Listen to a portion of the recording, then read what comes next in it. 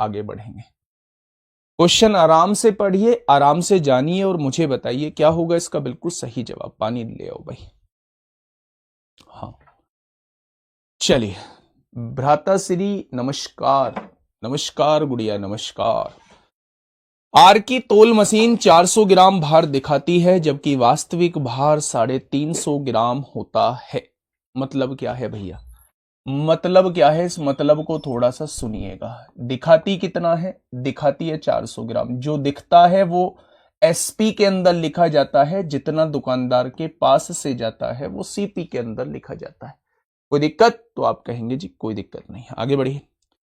बादाम का क्रय मूल्य 880 रुपए प्रति किलोग्राम है। बादाम का क्रय मूल्य 880 रुपए प्रति किलोग्राम है और खराब मशीन से 200 ग्राम के पैकेट बनाए जाते हैं। 25% का लाभ प्राप्त करने के लिए प्रत्येक पैकेट का विक्रय मूल्य क्या होना चाहिए, वो आपसे ये पूछना चाह रहा है। मुझे नहीं पता, मैंने मान लिया मैंने ए का खरीदा था और मैंने बी का बेचा है।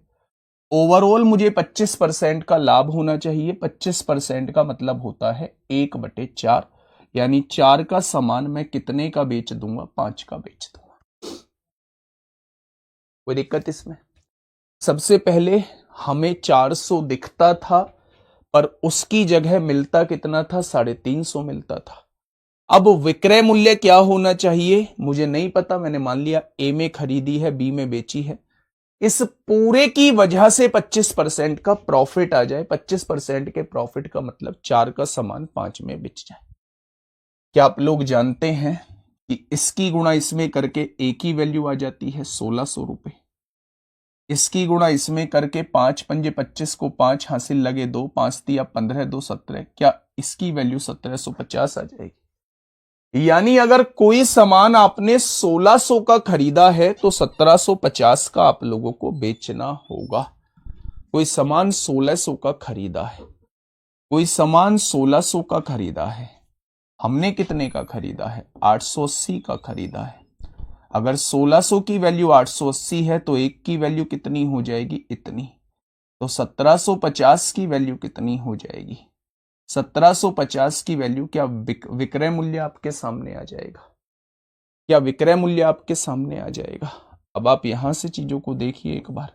2 जीरो से 2 जीरो कट गई हैं। 4 दूनी 8, 4 दूनी 8, 4 चौक 16 हो गया।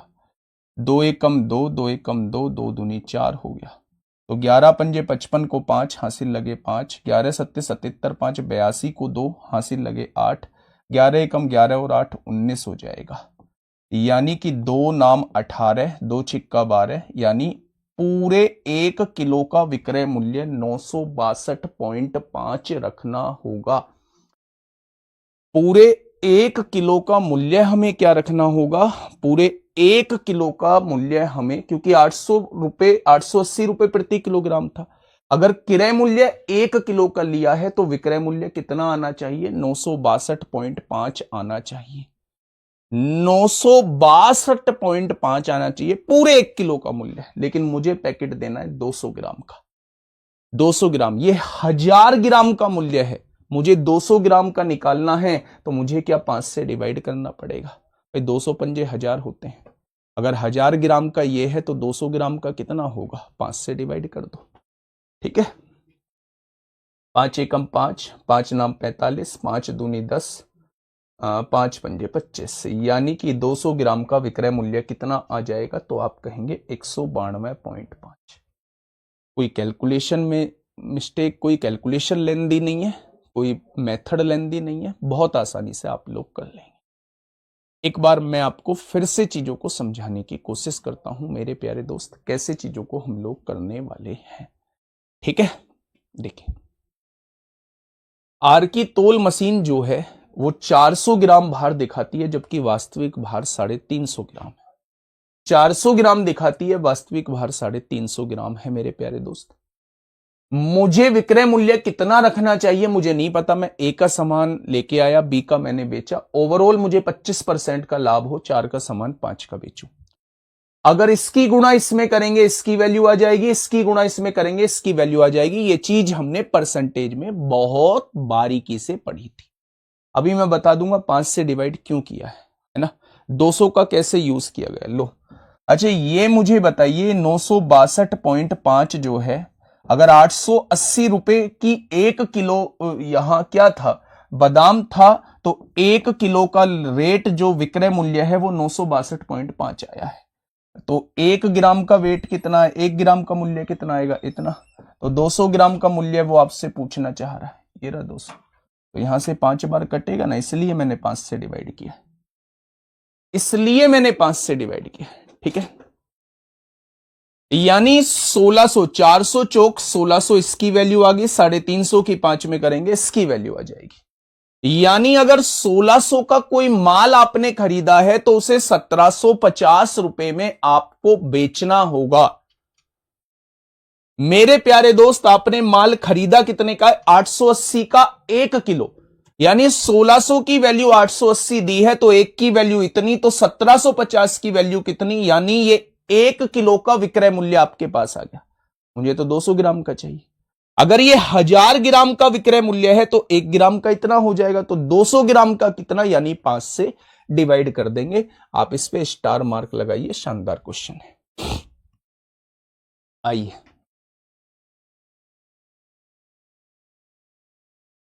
फटाफट बताइए क्या होगा इस क्वेश्चन का बिल्कुल सही जवाब। दिखे ना भाई कितने बच्चे पालक क्लास को कर रहे हैं। चलिए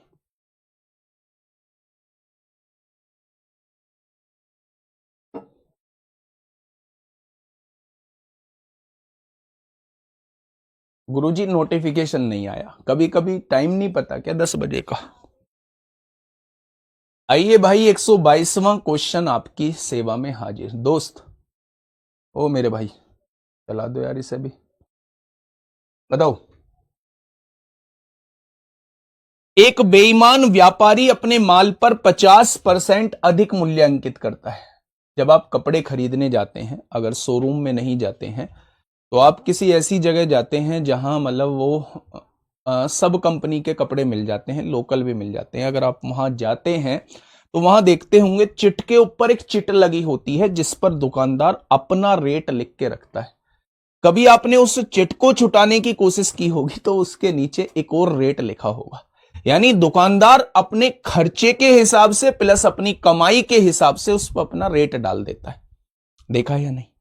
एक बार मुझे बताओ ऐसा कितने लोगों ने देखा है, जींस लेने गए भैया, हमने कहा जींस दिखा दे, वो जींस पे रेट आ रहा है 4000 लिखा हुआ।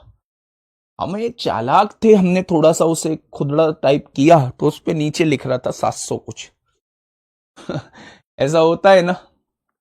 देखो वही सेम चीज यहां है कि 50% बढ़ा के अंकित किया है। 50% बढ़ा के अंकित का मतलब है एक्चुअल रेट 2 रुपए था लेकिन 1 रुपया बढ़ा के यानी 3 रुपए के बेचने के हिसाब से, बेचने के पर्पज से डाल दिया। अब देखना मेरी बात को समझना। फिर उसके अंकित मूल्य पर 20% की छूट देता है। फिर थोड़ा सा हमारा भी भला बनना है उसे।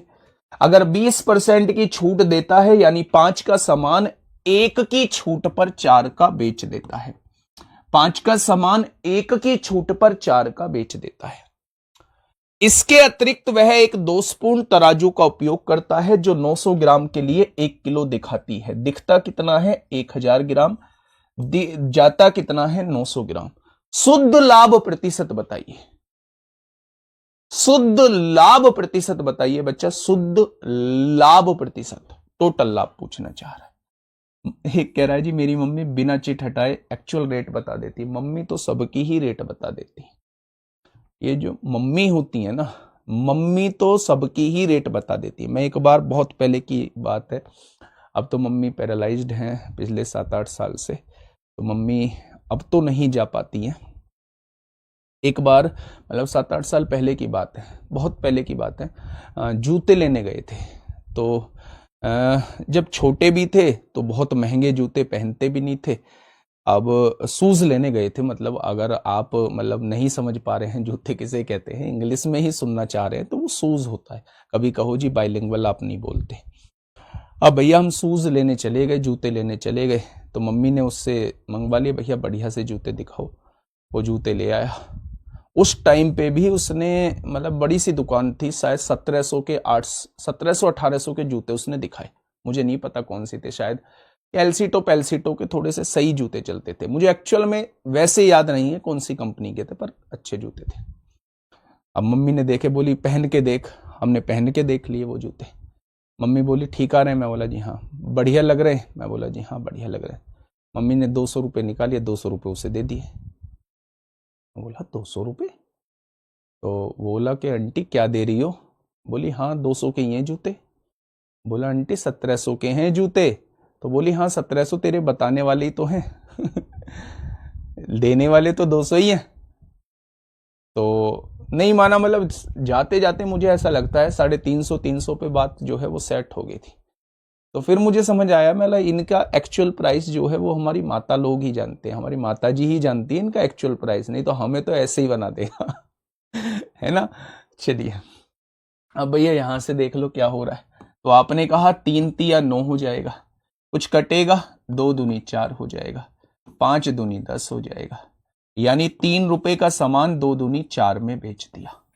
अब आप मुझे बताइए 3 रुपए का सामान जो है, 3 रुपए का सामान 4 में बेच दिया, एक का फायदा हो गया, किस पर? 3 पर। तो 100 पर कितना हो जाएगा? 33 सही 1/3%, यानी option number A. Option number A, ठीक है। कभी भी हमारे पिताजी को सामान लेने नहीं जाना होता था, हमेशा हमारी मम्मी जाती थी, है ना। पिताजी से कोई कितने भी मांगता था, पिताजी उतने ही दे देते थे जितने मांगे। मतलब अगर वो उस काबिल होते थे, उस चीज को लेने के काबिल होते थे, तो जितने मांगे, मतलब वो कभी भी मोल भाव नहीं करते थे, है ना। चलिए क्वेश्चन नंबर 123।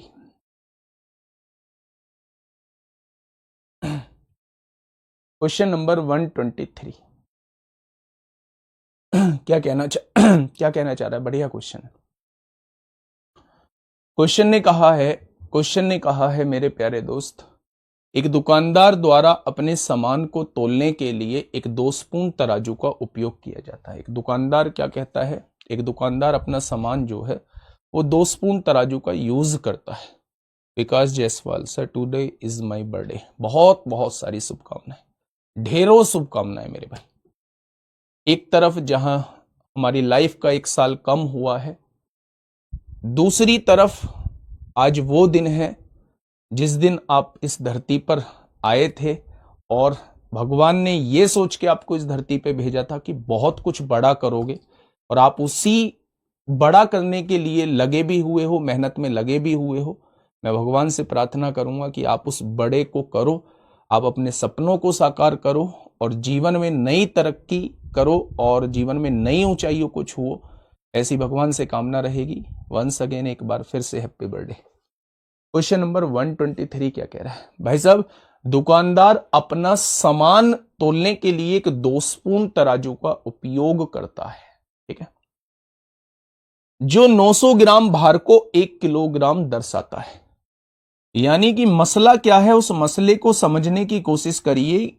जाएगा उसके पास से 900 ग्राम, लेकिन वास्तव में दिखेगा कितना? 1000 ग्राम दिखेगा। जो दिखता है वो एसपी के अंदर होता है, जो जाता है वो सीपी के अंदर होता है।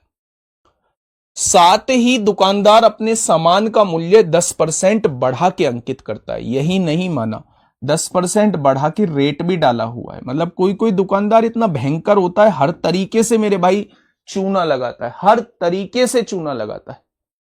तो मेरे प्यारे दोस्त, लेकिन दुर्भाग्य से अब यहां तक की अगर बात हम लोग करें तो आप लोग देखोगे कि नजारा कुछ ऐसे हुआ होगा, वास्तव में उस चीज का रेट 9 रुपए था, और वास्तव में ऐसा माहौल पैदा हो गया होगा कि वो चीज 11 में बिकने वाली होगी। 9 रुपए का सामान जो है वो 11 में बिकने वाली होगी, ठीक है। दुर्भाग्य से वह मापिकी विभाग द्वारा पकड़ लिया जाता है। कहते हैं ना कि मतलब देर है अंधेर नहीं। आप हमेशा किसी के साथ बुरा नहीं कर सकते, आप हमेशा किसी के साथ बुरा नहीं कर सकते, आप हमेशा बेईमानी नहीं कर सकते, आप हमेशा किसी को धोखा नहीं दे सकते। देर हो सकती है लेकिन अंधेर नहीं।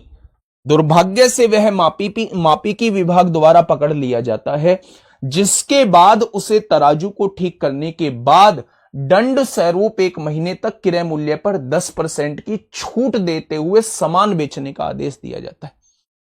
उसे यह कहा जाता है कि एक तो इस तराजू को बिल्कुल ठीक करवा भाई, और दूसरा जो तेरा क्रय मूल्य था इस पे 10% की छूट देकर बेच। 10% की छूट देने का मतलब है 90% पर सामान बेच। यानी कि 9 नाम 81 को 10 से डिवाइड करेंगे। उन्होंने कहा तू अब सामान 8.1 रुपए का बेचेगा। क्रय मूल्य पर भी 10% छूट देगा। क्रय मूल्य खरीदा जितने में था ना, यही तेरा दंड है। जितने का तूने खरीदा था उस पर भी 10% छूट तुझे देनी पड़ेगी, उसके भी 90% यानी 8.1 में बेचना पड़ेगा। यहां तुझे घाटे में रहना पड़ेगा। यदि प्रत्येक ग्राहक अब 1 किलो के लिए 20 रुपए का भुगतान कर रहा है, मेरे हिसाब से 20 रुपए का भुगतान कर रहा है, 8.1 की वैल्यू 20 दी गई है, तो 1 की वैल्यू कितनी हो जाएगी? 1 की वैल्यू ये हो जाएगी।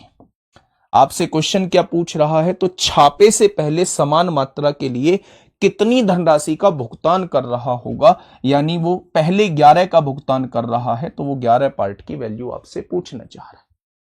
अगर अब 20 रुपए का भुगतान कर रहा है तो 8.1 की वैल्यू 20 रुपए है, तो 1 की वैल्यू इतनी हो जाएगी। तो छापे से पहले कितने का भुगतान कर रहा होगा, तो वो 11 पार्ट की वैल्यू आपसे पूछना चाह रहा है।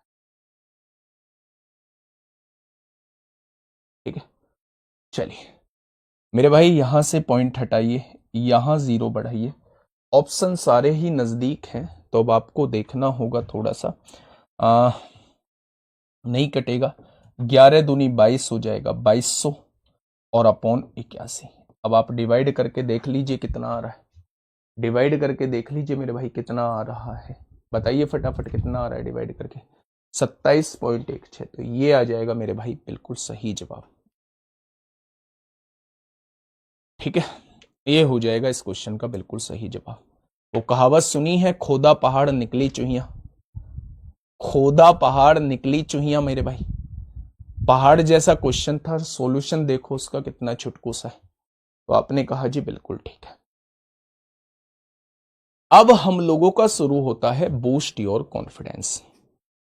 आज भी बूस्ट योर कॉन्फिडेंस चलेगा, आज 10वीं क्लास है।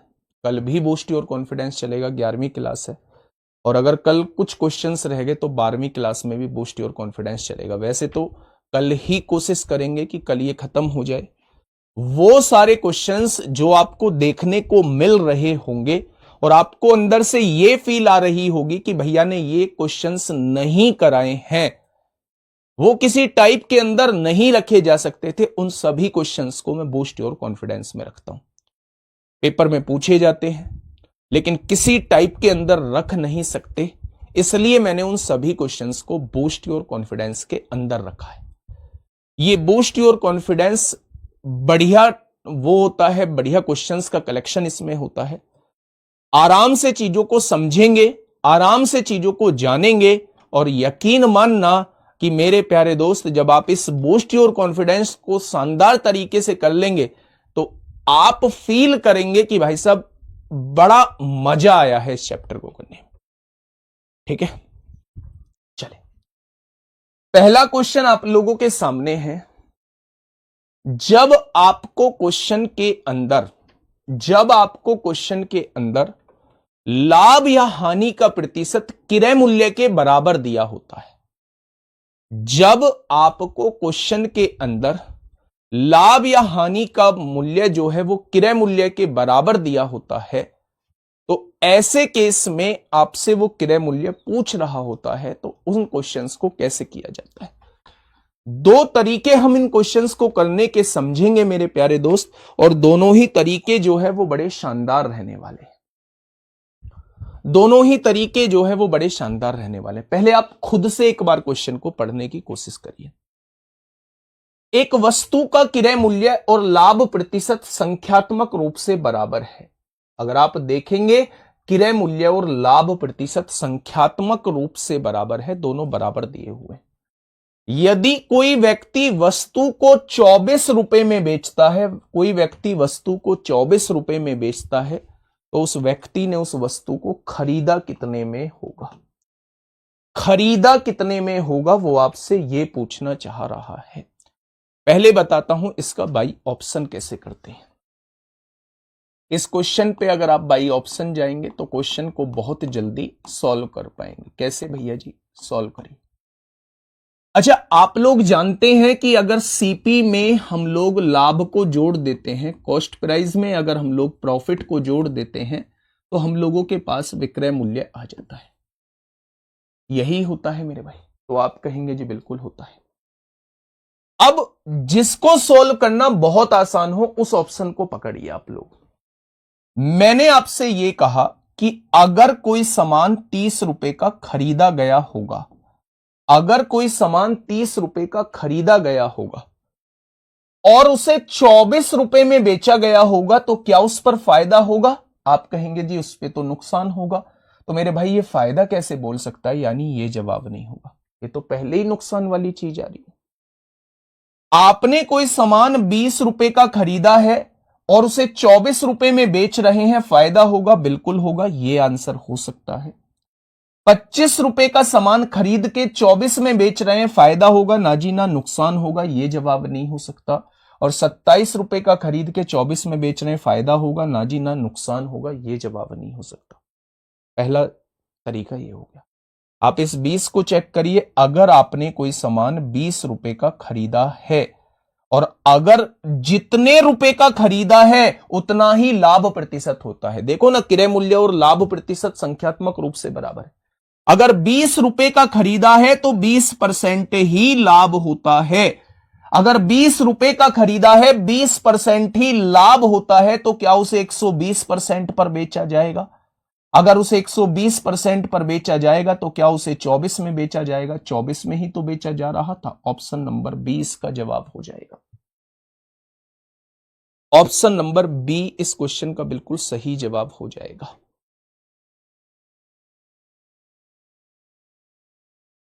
बातें समझ में आई? जितने रुपए उसका क्रय मूल्य है उतना ही लाभ प्रतिशत होता है। अगर मैं आप लोगों से ये कहूं, अगर मैं आप लोगों से ये कहूं मेरे प्यारे दोस्त, अगर मैं आप लोगों से ये कहूं कि 20 रुपए क्रय मूल्य है तो 20% का ही फायदा होगा, यानी कि 120% निकालने पर अगर विक्रय मूल्य के बराबर आ जाता है तो वही आपके क्वेश्चन का जवाब हो जाए। लेकिन मेथड से कैसे करेंगे? मान लीजिए आपने x रुपए का कोई सामान खरीदा, सीपी जो है वो x रुपए है, तो x% का ही लाभ हो जाएगा। सीपी पर x% का लाभ हो गया। जब सीपी का x% निकालेंगे तो ये क्या प्रॉफिट हो जाएगा? लाभ हो जाएगा। जब हम सीपी का x% निकालेंगे, भाई अगर मैं सीपी x मानता हूं तो जितने रुपए सीपी होता है उतने ही % का लाभ होता है। अगर मैं आपसे कहूं 10% का लाभ है, कितना लाभ है? तो आपको बताना पड़ेगा कि सीपी का 10% निकाल दो, आपके सामने लाभ आ जाए। यानी कि मेरे प्यारे दोस्त, अगर मैं आपसे यह कहता हूं कि x रुपए उसका सीपी है तो x का x% ही निकाल दो, ये प्रॉफिट आ जाएगा। और सीपी में प्रॉफिट को जोड़ोगे तो एसपी आपके सामने आ जाएगा जो कि 24 दिया हुआ है। तो आपने कहा भैया जी ये तो x है, यहां x की गुणा x में करेंगे x² बटे 100 आ जाएगा और इज इक्वल टू में तो 24 दिया हुआ है। तो मैंने कहा बिल्कुल दिया हुआ है। अब आप यहां एलसीएम लेते हैं, ये 100x हो जाएगा, यहां x² बचेगा और ये जो एलसीएम था इधर आके गुणा में 2400 हो जाएगा। बस ये क्वाड्रेटिक इक्वेशन बन गई। ये क्वाड्रेटिक इक्वेशन बन जाएगी। ये प्लस का 2400 है, इधर आके माइनस का 2400 हो जाएगा। बस आपको इसके फैक्टर करने,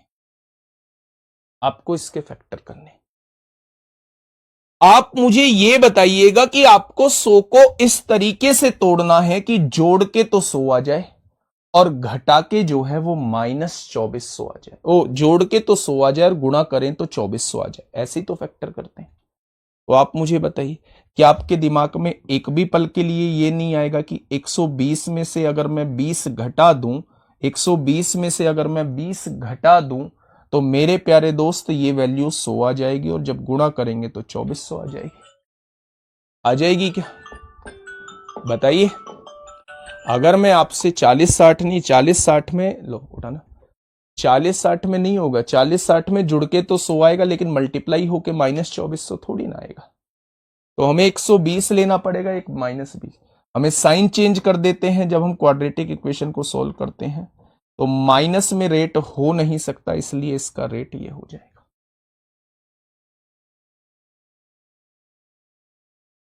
ठीक है, तो हमेशा आप इस क्वेश्चन की शुरुआत यहां से भी कर सकते हैं, यहां से भी कर सकते हैं, अगर आपने ये चीज सीख ली मेरे भाई।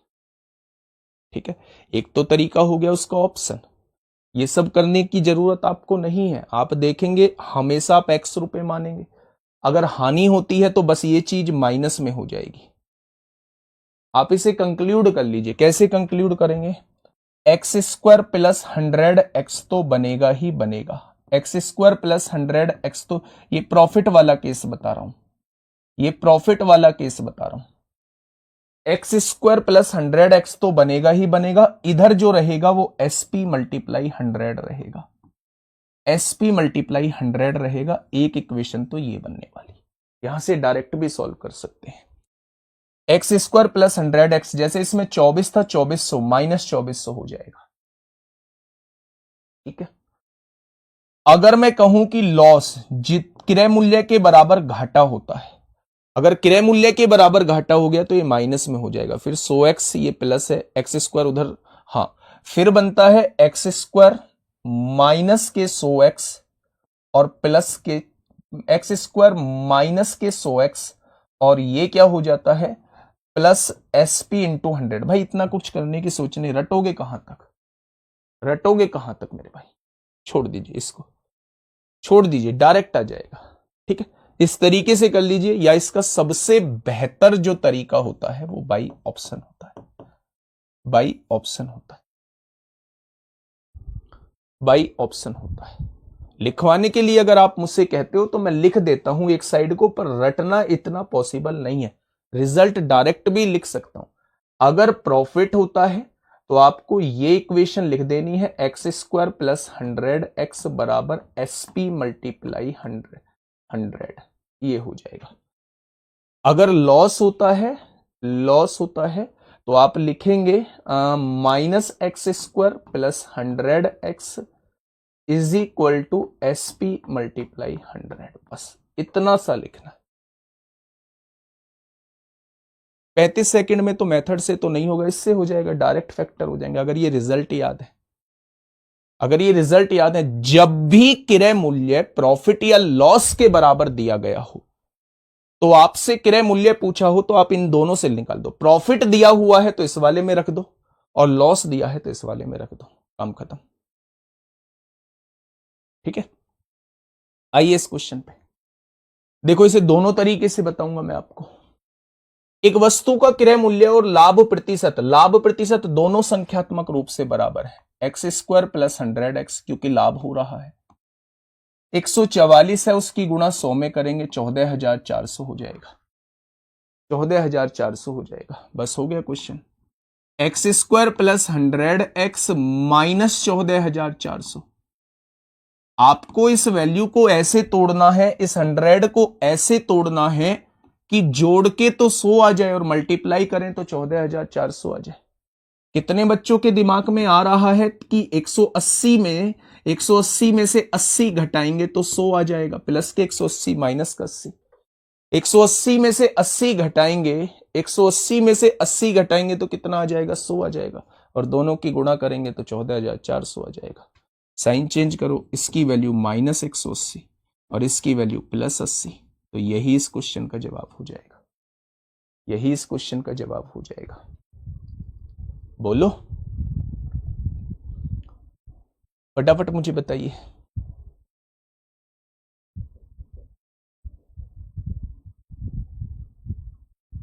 ठीक है, अब वो कह रहे हैं वस्तु का क्रय मूल्य जो मन करे, अगर 120 रुपए क्रय मूल्य है तो लाभ प्रतिशत भी 120 हो जाएगा।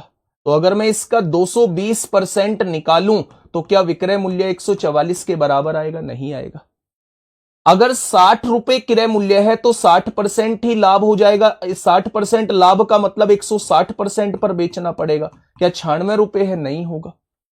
अगर 70 रुपए क्रय मूल्य है तो 70% ही लाभ हो जाएगा, यानी 170% पर बेचना होगा, यानी 119 में बेचना होगा। नहीं होगा। अगर 80% हमारा 80 रुपए क्रय मूल्य है तो 80% ही लाभ हो जाएगा, और 80% लाभ का मतलब 180% पर बेचना होता है। हो गया 144 डायरेक्ट, हो गया 144 डायरेक्ट। ठीक है, आगे बढ़ जाए। नेक्स्ट क्वेश्चन नंबर 126 ऑप्शन से करेंगे। एक व्यक्ति यदि 21 रुपए में एक किताब बेचता है, एक किताब 21 रुपए में बेचता है, तथा हानि का जो प्रतिशत प्राप्त होता है वो संख्या अनुसार क्रय मूल्य के बराबर है। यानी हानि जो है वो क्रय मूल्य के बराबर है, तो किताब का क्रय मूल्य सबसे आसान कौन सा रहेगा? ये तो पॉइंट में है, अभी के लिए छोड़ दो। ये भी पॉइंट में अभी के लिए छोड़ दो। मैंने कहा 25 रुपए अगर क्रय मूल्य है तो 25% की ही हानि यानी 75% पर बेचना पड़ेगा। क्या इसको सॉल्व करके 21 आएगा? नहीं आएगा। ये तो किसी भी हाल में जवाब नहीं होगा। अगर 30 रुपए मेरी क्रय मूल्य है, 30% की ही हानि होगी, क्योंकि हानि और क्रय मूल्य बराबर दिया हुआ है। हानि का जो प्रतिशत है वो क्रय मूल्य के बराबर है। अगर 30% की ही हानि हो जाएगी तो मेरे प्यारे दोस्त 21 रुपए में उसने सामान बेचा होगा, और वो 21 में ही बेच रहा है, तो ऑप्शन नंबर डी हो जाएगा। हो गया मेरे भाई क्वेश्चन। ठीक है, नेक्स्ट क्वेश्चन आपके सामने, क्वेश्चन नंबर 127। अच्छा, ये क्वेश्चन रिपीट हुआ है, एक बार आप पढ़ लो, आप मुझे बता दो क्या मैंने रिपीट वर्ड सही लिखा है? क्या ये क्वेश्चन रिपीट हुआ है? आपको याद आ रहा है या नहीं? क्या आपको याद आ रहा है कि ये क्वेश्चन रिपीट हुआ है या नहीं हुआ है? एक निश्चित उत्पाद को बेचने पर प्राप्त लाभ लागत का 320% है, और लागत में 10% की वृद्धि होती है, और विक्रय मूल्य स्थिर रहता है, तो विक्रय मूल्य का कितने प्रतिशत लाभ होगा? विक्रय मूल्य का पूछ रहा है। जहां हमने लिखा था 100, 420, फिर 110, कितने का लाभ हो गया था? तो 310 का हम लोगों को लाभ हो गया था 420 पर, तो 100 पर कितना? ठीक है, ये रिपीट है क्वेश्चन। नेक्स्ट क्वेश्चन, ये बड़ा शानदार क्वेश्चन है, ये बड़ा शानदार क्वेश्चन है। आप लोग मुझे बताइए क्या हो सकता है इस क्वेश्चन का बिल्कुल सही जवाब? सीपीओ 2024 में आपसे पूछा गया है।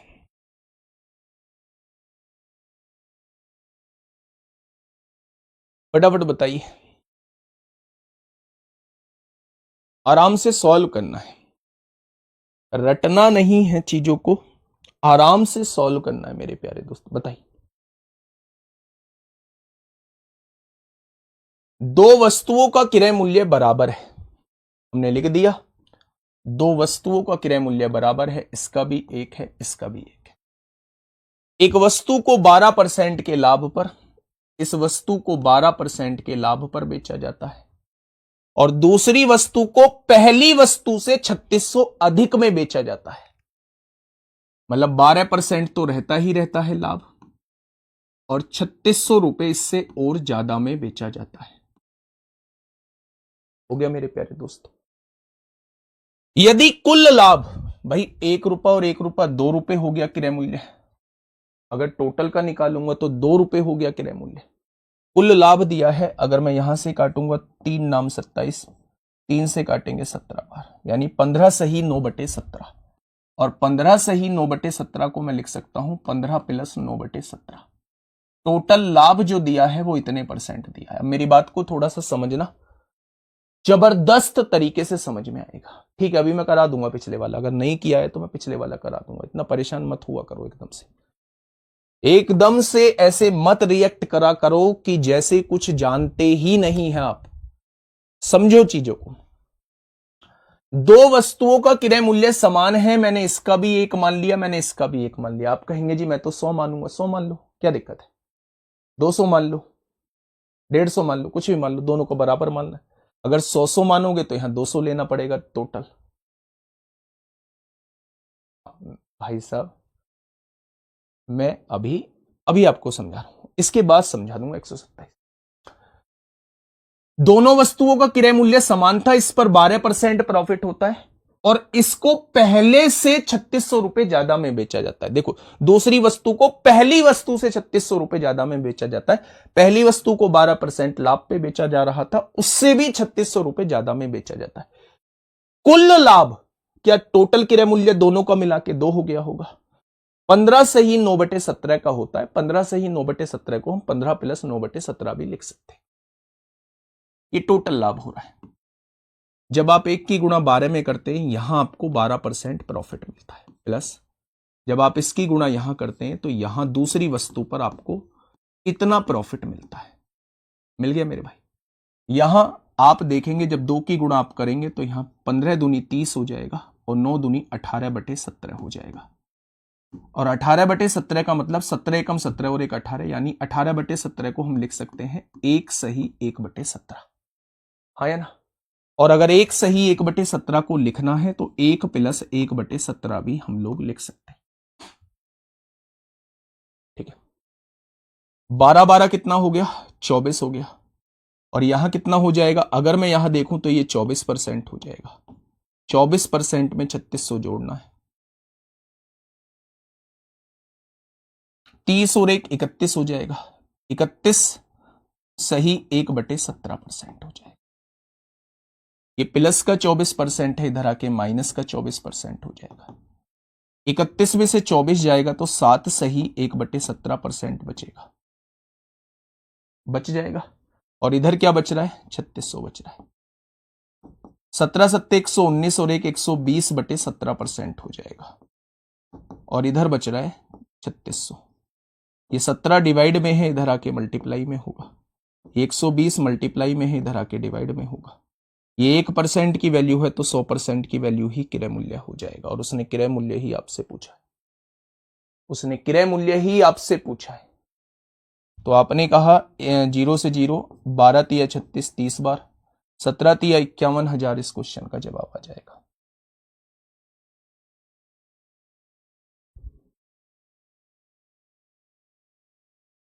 क्या ऐसे करना रहेगा पेपर में? बिल्कुल नहीं करना रहेगा। ये क्यों समझाया है फिर? दिमाग में कॉन्सेप्ट डालने के लिए समझा है, दिमाग में कॉन्सेप्ट डालने के लिए समझा है। चीजों को समझो, इसी का कॉन्सेप्ट मैं आपको बताता हूं। पहले इस मेथड को समझ लो। ये 1 रुपए क्रय मूल्य माना तो इसका भी 1 रुपए क्रय मूल्य हो जाएगा।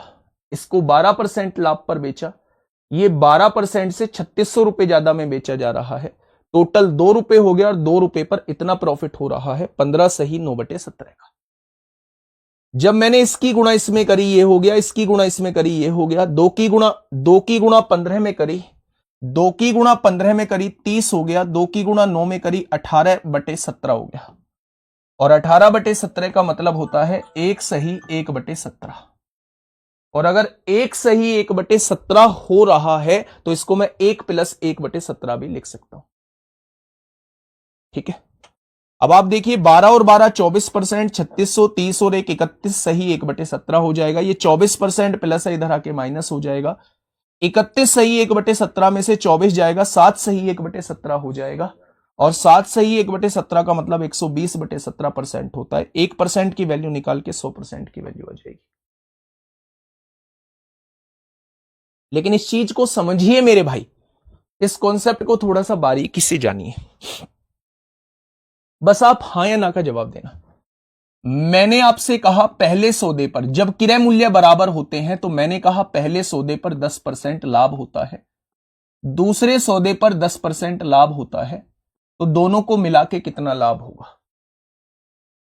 पहले सौदे पर 10% लाभ होता है, दूसरे सौदे पर 20% लाभ होता है, तो दोनों को मिला के कितना लाभ होगा? मैंने कहा पहले सौदे पर 15% लाभ होता है, दूसरे सौदे पर 15% लाभ होता है, और दोनों को मिला के लाभ कितना होगा? क्या कोई मुझे बता पाएगा?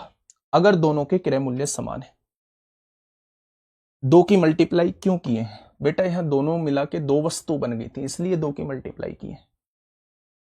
आप मुझसे ये कहोगे कि यहां भी 10 है, यहां भी 10 है, तो दोनों को मिला के भी 10 होगा।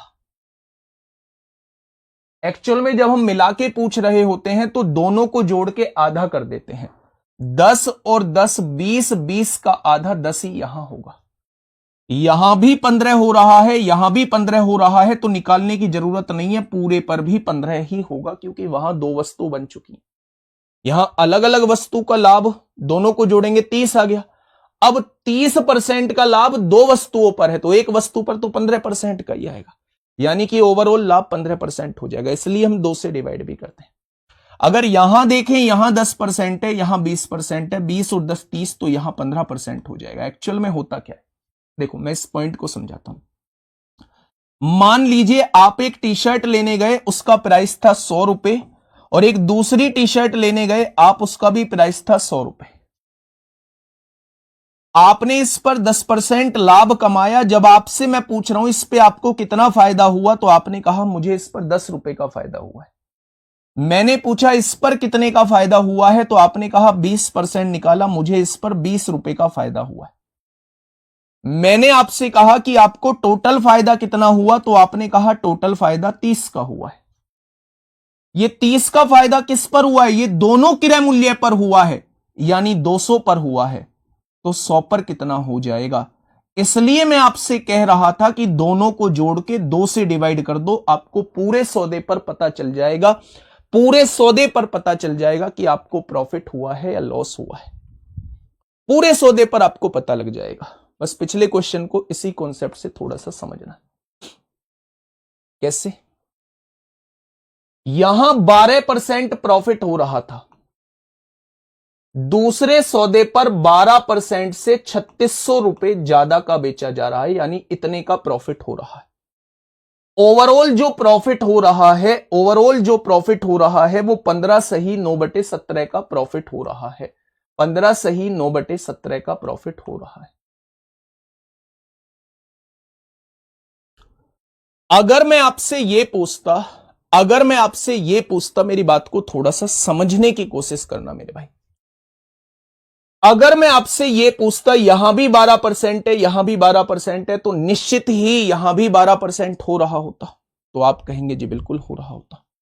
यानी कि अगर मैं आपसे कहूं कि एक वस्तु यह है और एक वस्तु यह है, तो क्या दोनों को मिलाकर ये दो वस्तुओं का लाभ दिया हुआ है, तो आप कहेंगे बिल्कुल दिया हुआ है। तो डायरेक्ट इसका दुगना कर दो, डायरेक्ट इसका दुगना करोगे, 15 का दुगना 30 होता है, 9 का दुगना 18 होता है। क्या ये हो जाएगा 30 सही 18/17, और 18/17 को हम क्या लिख सकते हैं, 1 सही 1/17, यानी ये हो जाएगा 31 सही 1/17 हो जाएगा। बस हो गया एक ही लाइन में क्वेश्चन।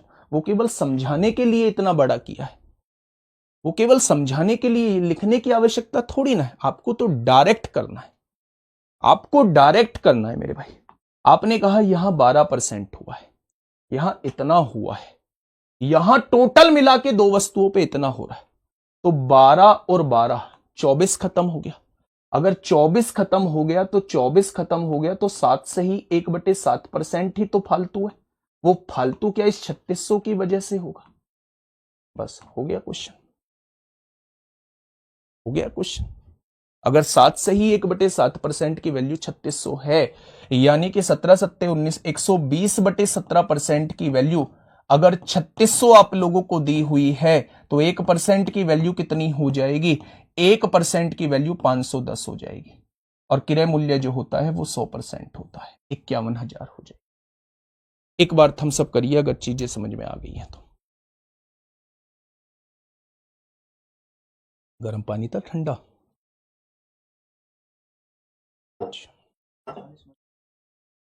ठीक है।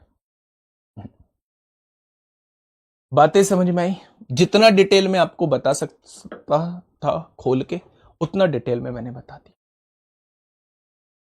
ठीक है भाई, एक एक कॉन्सेप्ट अपने दिमाग में डाल लो। वाह कमाल कर दिया, अब आए हैं ना आपके दिल। ये ऐसे आना चाहिए, लगना चाहिए बच्चे, लगना चाहिए कि आप चीजों को सीख रहे हैं। दिखाओ भाई लाइव की संख्या कितनी है। चलिए नेक्स्ट क्वेश्चन आपके सामने ये रहा। बढ़िया क्वेश्चन है मेरे प्यारे दोस्त। बताना है क्या पिछला क्वेश्चन जो रिपीट हुआ था? तो सीख लो। चलो, एक निश्चित उत्पाद को बेचने पर प्राप्त लाभ लागत का 320% है। अगर आपने किसी सामान को 100 रुपए का खरीदा है, 320% प्रॉफिट होता है, क्या 320 रुपए का लाभ हो जाएगा? अगर 320 रुपए का लाभ है 100 रुपए का वस्तु खरीदने पर, तो 420 रुपए में आपने बेचा होगा। अब क्वेश्चन ने कहा है लागत में 10% की वृद्धि होगी। लागत होगी भैया 110 रुपए, लेकिन विक्रय मूल्य स्थिर रहता है, विक्रय मूल्य यही रहता है।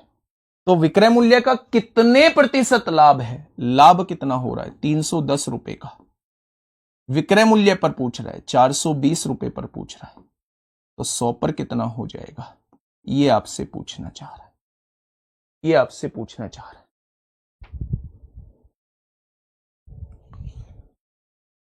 सर इसका स्क्रीनशॉट लेना। सर बैच में सारी वीडियो मिक्स हो गई है, पहले जैसा करवा दो प्लीज। हाँ, अब मैंने कल कुछ चेंज कराया था, मैंने उनसे कहा था मतलब एक जगह चीजों को करने की, सीक्वेंस से चीजें लगाने की कोशिश करिए, उन्होंने उल्टा पुल्टा कर दिया क्या?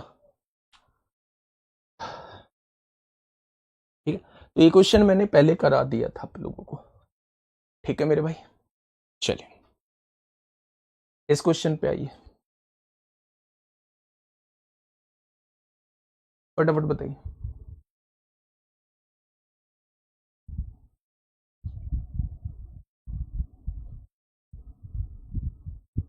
फटाफट मुझे बताइए। सर आप हर शाम को नीरज सर के घर पर क्या मीटिंग करते हैं? पहले मुझे ये बताओ तुम हो कहां से, तुम हो कहां से मेरे भाई? संजीव सर को क्या हो गया?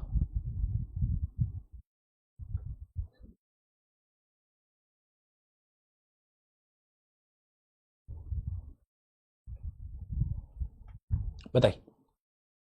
आनंद ने एक वस्तु खरीदी और उसकी मरम्मत पर 82 रुपए खर्च किए।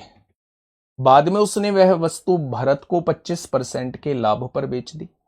अंततः भरत ने वह वस्तु 2915 रुपए में बेच दी, जिससे उसे 47% की हानि हुई, 47% की हानि हुई।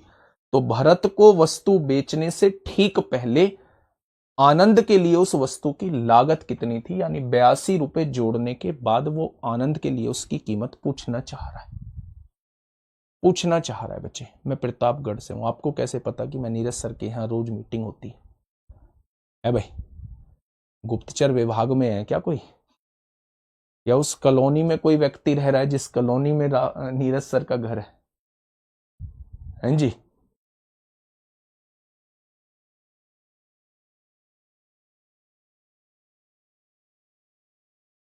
बताइए भाई क्या होगा इस क्वेश्चन का साथी? बिल्कुल सही जवाब। क्वेश्चन ने कहा है आनंद ने एक वस्तु खरीदी। मुझे नहीं पता आनंद ने कितने की वस्तु खरीदी, मैंने मान लिया आनंद ने ए रुपए की वस्तु खरीदी है और 82 रुपए इसकी मरम्मत पे खर्च कर दिए, यानी आपसे वो इसका आंसर पूछना चाह रहा है। इसने अपनी वस्तु को 25% लाभ पर बेचा। 25% के लाभ का मतलब होता है 4 का सामान 5 का बेचा है। भरत ने अपने सामान को 47% की हानि पे बेचा। 47% की हानि का मतलब होता है 53% पर बेचा है। और फाइनली भरत बेच कितने का रहा है? 2915 का बेच रहा है। बस यहां से ये वैल्यू सॉल्व करनी, इसको 82 को घटाना मत, ये पूरी वैल्यू आपको सॉल्व करनी है, ये पूरी वैल्यू आपको सॉल्व करनी है। ठीक है, भरत को बेचने से ठीक पहले आनंद का मूल्य पूछा है, तो भरत को तो यहां बेचा है ना, उससे ठीक पहले यानी इस पूरे की वैल्यू फाइंड आउट करनी है। ठीक है, चलिए अगर मैं यहां से देखूं तो मेरे प्यारे दोस्त 5 से काटोगे 20 बार कट जाएगा। 53 से काटते हैं, 53 पंजे कितना होता है? 5 दिया 15, 5 पंजे 25 और 1 26, 265 होता है। 53 पंजे 265 होता है। 25 बचेगा, 26 बचेगा, 53 पंजे 265 होता है। 53 से 55 बार कट जाएगा। अगर ये 20 चौक 80 इधर डिवाइड में है तो इधर आके मल्टीप्लाई में हो जाएगा। तो 8 पंजे 40 को 0 हासिल 4, आंसर हो जाएगा 4400। आंसर हो जाएगा 4400। आंसर 4 का मल्टीपल भी देख सकते थे, 4 का मल्टीपल भी आंसर हो सकता था। आंसर हो जाएगा 4400। ठीक है, क्या ये चीज समझ में आई? 82 घटाना नहीं है। उस लैंग्वेज को पढ़िए जो उसने बोली है, भरत को वस्तु बेचने से ठीक पहले, भरत को वस्तु यहां बेची है ना, उससे ठीक पहले, यानी यहां तक का मूल्य पूछ रहा है। तो 82 को इधर लेके घटाना नहीं है। अगर वो आपसे पूछता आनंद के लिए शुरुआती मूल्य क्या होगा, तो फिर 82 को हम लोग इधर ले आते। ठीक है। ALP CBT 1 2026 में पूछा है।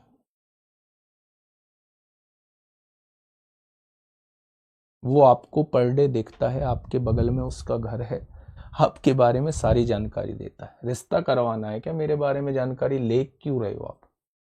है भाई, मेरे बारे में जानकारी ले ही क्यों रहे हो? 82 का कोई यूज नहीं है। देखिए, अरविंद ने एक वस्तु X रुपए में खरीदी, उसने इसे बीरू को 30% की हानि पर बेच दिया। बीरू ने इसके परिवहन पर 198 रुपए खर्च किए और इसे मीनू को 50% लाभ पर बेच दिया। यदि मीनू ने इसे 1053 में खरीदा तो X का मान कितना है, वो आपसे ये पूछना चाह रहा है। अब आप मुझे ये बताइएगा दोस्त, मैं क्या कहना चाह रहा हूं कि अगर अरविंद ने उसे X रुपए की खरीदा है, बीरू को 30% की हानि का मतलब है 3/10, यानी 10 का सामान इसने 7 का बेच दिया होगा। बीरू ने इसके परिवहन पर 198 रुपए खर्च किए, इसमें 198 रुपए और बीरू की तरफ से बढ़ गए और इसे मीनू को 50% लाभ पर बेच दिया। 50% के लाभ का मतलब है 2 की चीज को 3 पर बेच दिया और फाइनली मीनू ने इसे खरीदा कितने में है, यानी 1053 में खरीदा है। यही तो कह रहा है। तो आप कहेंगे जी बिल्कुल सही कह रहा है। तो हम यहां से काटा पीटी मचाते हैं। 3 तिया 9 है ना, 3 पंजे 15 और 3 एकम 3, 2 डिवाइड में है, इधर आके मल्टीप्लाई में, 2 एकम 2, 5 दूनी 10 को 0, 702। 198 माइनस हो जाएगा, 12 में से 8 गया 4, 9 में से 9 गया 0 और 6 में से 1 गया 5, 504 हो जाएगा। अगर मैं आपसे कहूं कि ये 10 डिवाइड में है, गुणा में आएगा और ये 7 गुणा में है, भाग में आ जाएगा। 7 7 दूनी 14, 720 आ जाएगा, 720 आ जाएगा। ठीक है, 720 आ जाएगा। क्या इस बात में कोई समस्या? तो आप कहेंगे जी कोई समस्या नहीं। ऐसे क्वेश्चंस तो हम लोग कर चुके हैं। ये बढ़िया क्वेश्चन है, ये बढ़िया क्वेश्चन है मेरे भाई। क्वेश्चन नंबर 131 क्या कहना चाह रहा है? क्वेश्चन नंबर 131 बोलिए।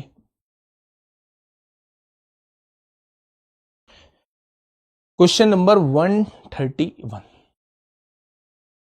देखिए, एक व्यक्ति ने 8 रुपए प्रति 9 पेन तथा 8 रुपए प्रति पेन की दर से 2 प्रकार के पेन खरीदे। यदि उसने दोनों प्रकार के पेन को बराबर संख्या में खरीदा और फिर उसने सभी पेन 6 रुपए प्रति पेन की दर से बेच दिए तो उसका लाभ प्रतिशत कितना था? ये तो प्राइस और क्वांटिटी वाले क्वेश्चन कॉन्सेप्ट से हो जाएगा। 8 रुपए प्रति 9 पेन, 8 रुपए के 9 पेन खरीदे और 8 रुपए प्रति पेन 8 रुपए के 1 पेन के हिसाब से खरीदे। दोनों प्रकार के पेनों को बराबर संख्या में खरीदा है। बराबर करने के लिए 9 की गुणा कर दो, यहां 9 की गुणा कर दो। 72 और 8 80 रुपए का माल खरीदा है। 9 और 9 18 पेन खरीदे हैं, यानी कि 40 रुपए के 9 पेन खरीदे हैं उस व्यक्ति ने। किसने? व्यक्ति ने।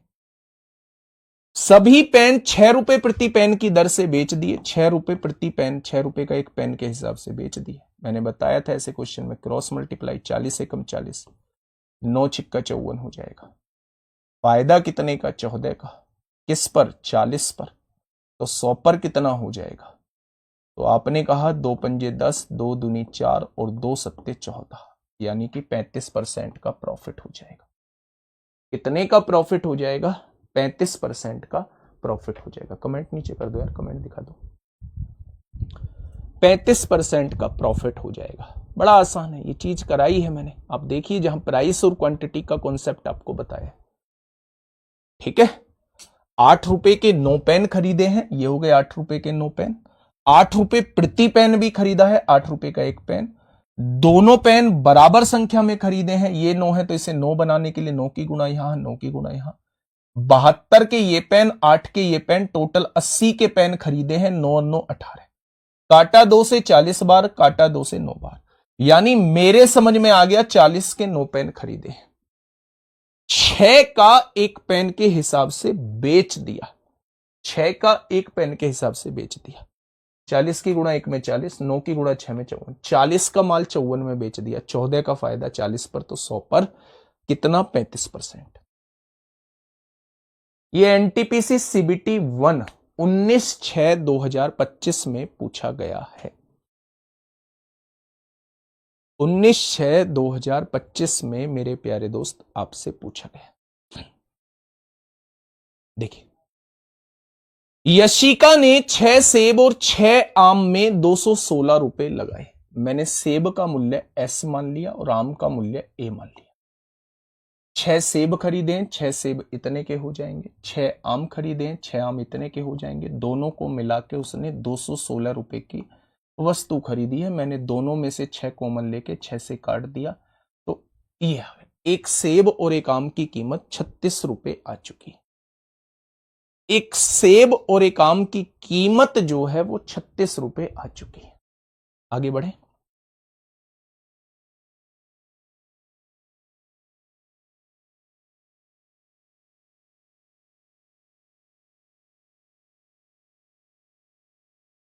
ये भी खिलाड़ी आदमी है, सचिन कुमार, है ना। तुम मैसेज पढ़ते रहो, सचिन कुमार सर आपके अंकल की लड़की की शादी में गैस सिलेंडर पाइप फट गई थी, हमें पता है। फटी कहां थी? वो देखिए आप लोगों ने, वो कौन सी मूवी है भाई जिसमें वो अनुपम खेर होता है। हाँ जी भैया सब ठीक है गाड़ी में, वो सूर्यवंशम दिखे। हाँ सूर्यवंशम ही है, सूर्यवंशम ही है, अमिताभ बच्चन की। जानता है नहीं किसी को, फिर वो पूरे रास्ते ये सोचता हुआ जाता है, जिससे वो करता है यार ये था कौन, इसने मुझसे पूछा है ये था कौन।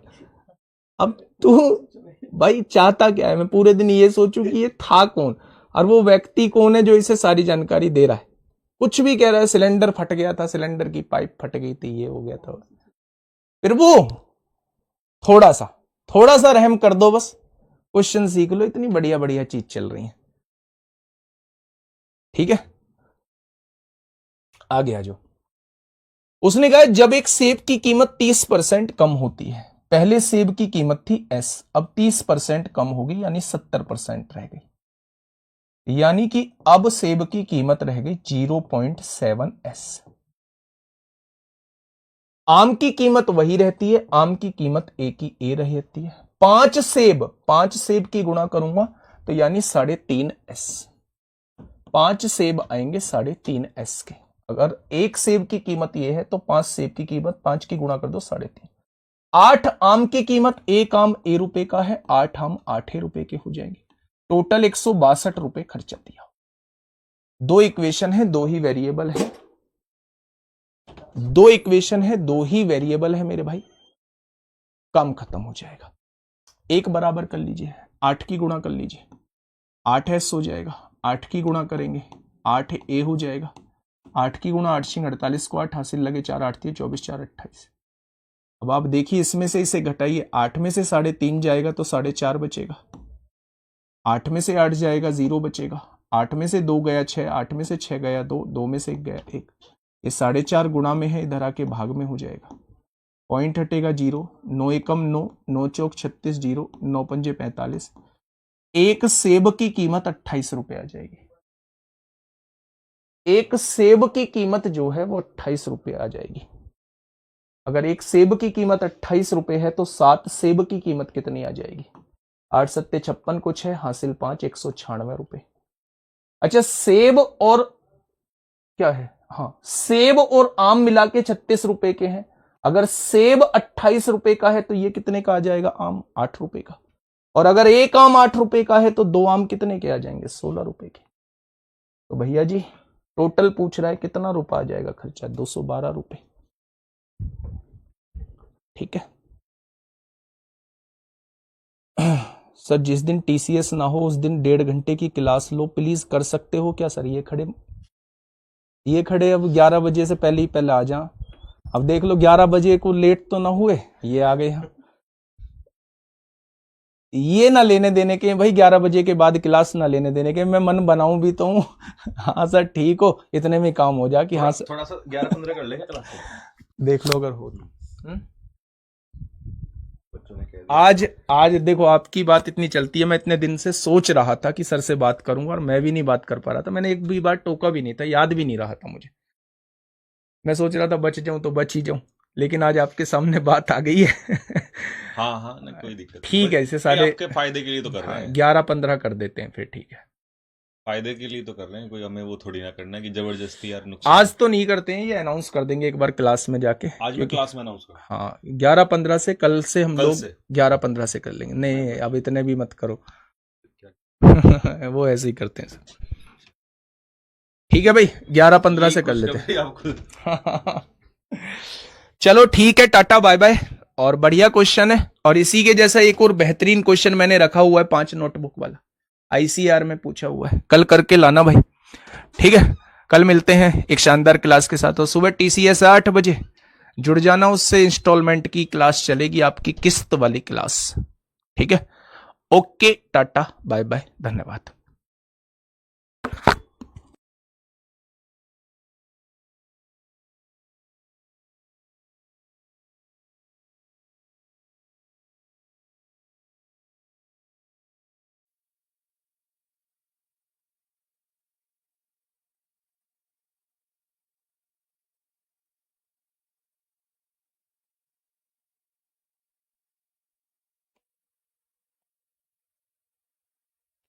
प्यारे साथियों नमस्कार, मेरा नाम है शोभित भारद्वाज और आप सभी लोगों का स्वागत अभिनंदन करता हूं आपके अपने परिवार रोजगार विद अंकित में। कैसे हैं आप सभी?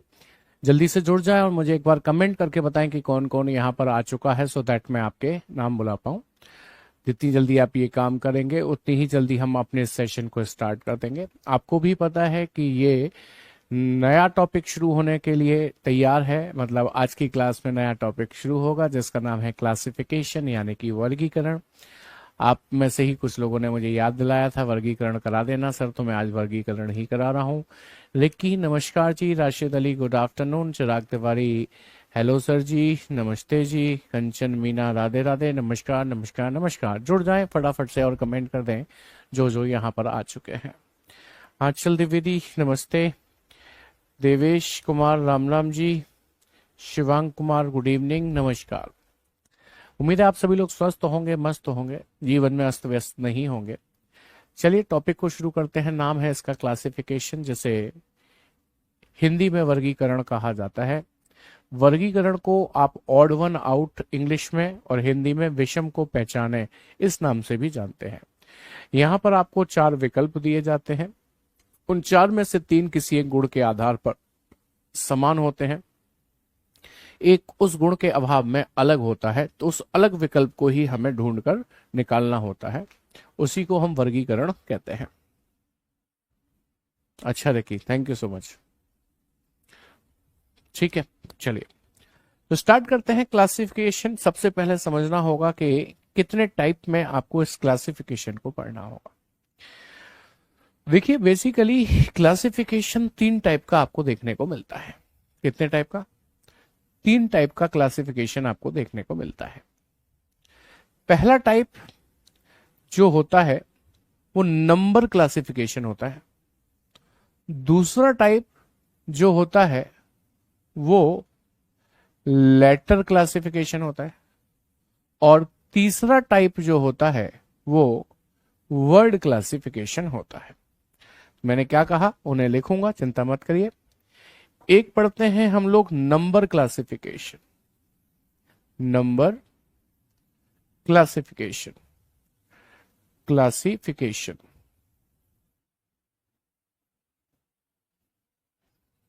तो एक पढ़ते हैं हम लेटर क्लासिफिकेशन। Letter classification.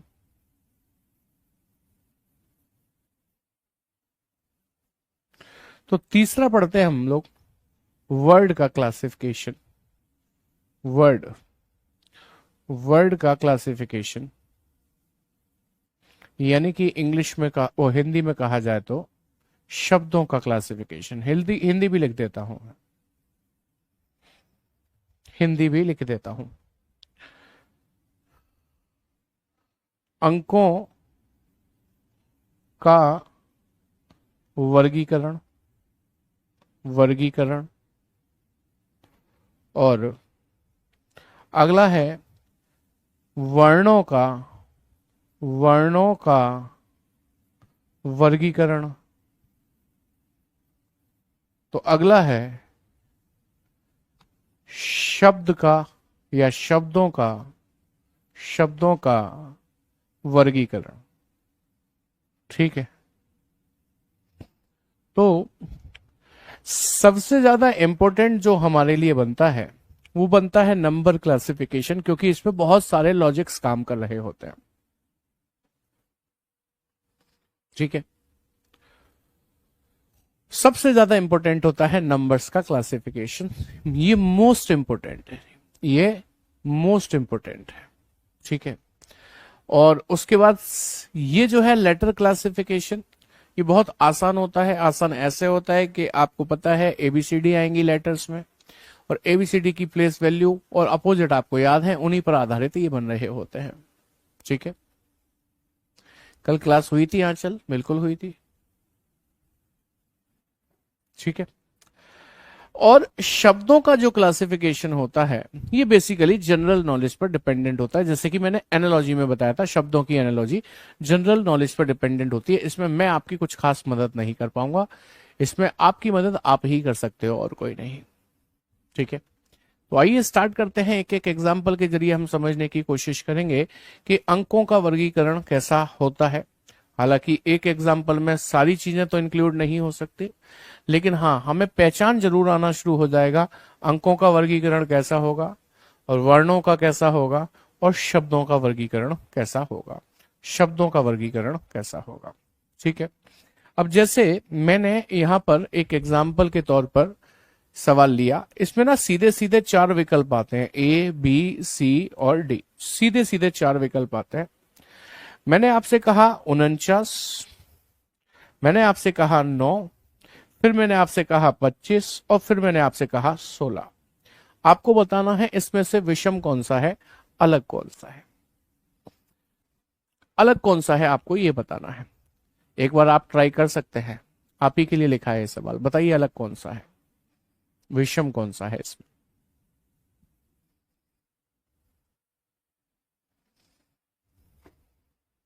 बताइए। शिखा कह रहे हैं सर दिन भर क्लासेस रहती हैं जिसकी वजह से रिवीजन करने में ज्यादा टाइम नहीं मिल पाता है। बात सही कह रहे हैं आप, क्लासेस बहुत है ना। सुजाल एक तो मैंने दे दिया है, आज ही मिल जाएगा आपको या कल तक मिल जाएगा। मिश्रा जी ठीक है,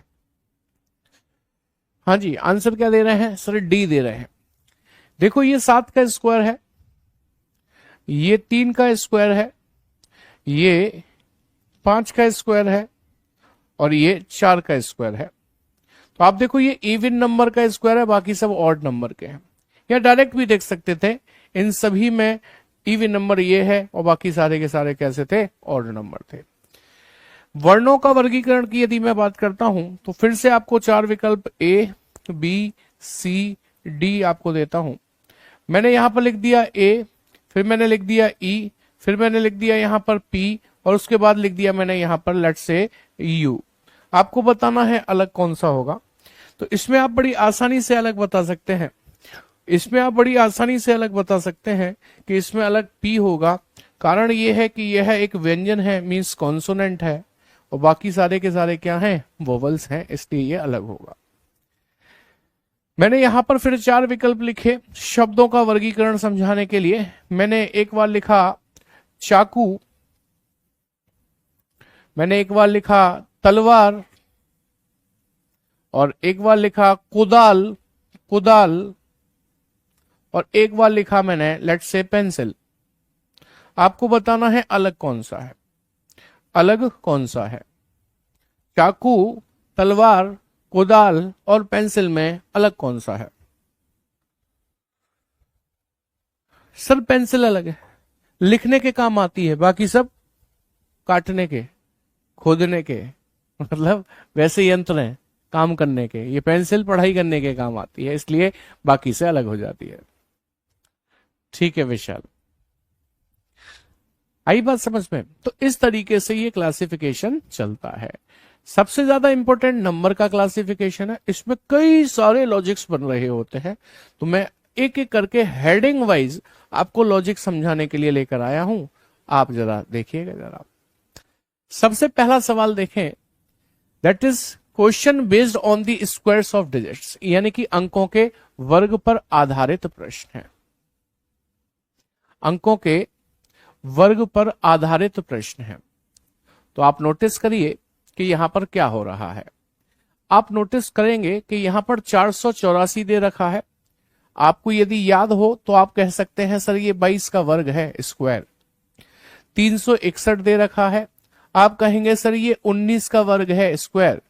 289 आपका 17 का वर्ग होता है, लेकिन क्या 442 किसी का भी स्क्वायर होता है? नहीं, इसलिए ऑप्शन बी आपका करेक्ट आंसर बन जाएगा। यानी कि वर्ग हमें याद होने चाहिए, स्क्वायर हमें याद होने चाहिए। 3 स्क्वायर दे देगा और 1 नहीं होगा तो नहीं वाला पहचान लो, या फिर 1 स्क्वायर दे देगा 3 नहीं होंगे तो स्क्वायर वाला पहचान लो। कुल मिलाकर स्क्वायर याद होंगे तभी आप इस काम को कर पाएंगे। ठीक है, इस सवाल को देखें तो आप विषम को पहचान कर निकालना है 48, 80, 63 और 26। 48, 80, 63 और 26। ट्राई कीजिए और बताइए, ट्राई कीजिए और बताइए। जरूरी नहीं है कि वो हमेशा आपको डायरेक्टली वर्ग और घन ही लिख कर दे दे। नहीं नहीं नहीं चिराग, ये तो मैं पढ़ा रहा हूं, मेरे पढ़ाने का तरीका है इसलिए लिख कर दे रहा हूं कि आपको ये पता चले कि इस टाइप के बनते हैं। टाइप है ये, मेरा टाइप है, टाइप टाइप पहला टाइप है, अंकों के वर्ग पर आधारित प्रश्न। पेपर में नहीं आएगा ये लिखकर। हाँ जी, इसमें देखें तो जरूरी नहीं है डायरेक्ट वर्ग ही आ जाए। अब देखो ये 48 है, पता है ये क्या है? ये क्या है पता है आपको? ये 7 का स्क्वायर 49, 7 का स्क्वायर 49 माइनस 1 है। ये 9 का वर्ग 81 माइनस 1 है। ये सर 8 का वर्ग 64 माइनस 1 है। ये सर किसी का भी वर्ग कर लो, माइनस 1 करके नहीं बन रहा बल्कि प्लस 1 करके बन रहा है। 5 का स्क्वायर प्लस 1, इसलिए 26 आपका करेक्ट आंसर बन जाता है। तो ये 2 सवाल समझ में आए, किस पर आधारित थे? वर्ग पर। कभी डायरेक्ट वर्ग दे देगा स्क्वायर, कभी स्क्वायर में +1 -1 कर सकता है। अगला टाइप समझे, अंकों के घन पर आधारित प्रश्न। घन पर, घन मतलब cube. Questions based on the cubes of the digits. आप 12th क्लास में हो, आज आपका रिजल्ट आ रहा है, कौन से बोर्ड का? हाँ जी, क्योंकि उसने हेडिंग में आपको बोल दिया तो आपका दिमाग घन मतलब क्यूब को तो सोचेगा ही। तो सोच कर देखिए यहां पर क्यूब क्या है कि सर 1 होता है 1 का क्यूब, 1 होता है 1 का क्यूब, 512 होता है सर 8 का क्यूब, 729 होता है सर 9 का क्यूब। लेकिन ये किसी का भी क्यूब नहीं है, इसलिए ये अन्य से विषम है, अलग है।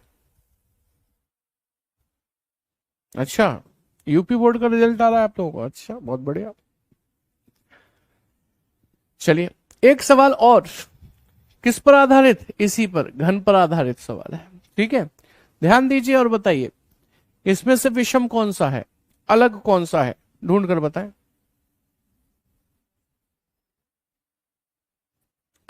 इनमें से विषम कौन सा है, अलग कौन सा है? सर क्वेश्चन तो समझाइए प्लीज। इवन एंड ऑड नहीं लगेगा, नहीं इवन ऑड नहीं लगेगा। क्यों नहीं लगेगा? क्योंकि 2 ऑड हैं और 2 इवन है। दूसरी चीज, इवन ऑड को प्रायोरिटी बाद में देते हैं, पहले स्क्वायर क्यूब को दे रहे होते हैं, प्राइम नंबर को दे रहे होते हैं, इसलिए नहीं लगेगा।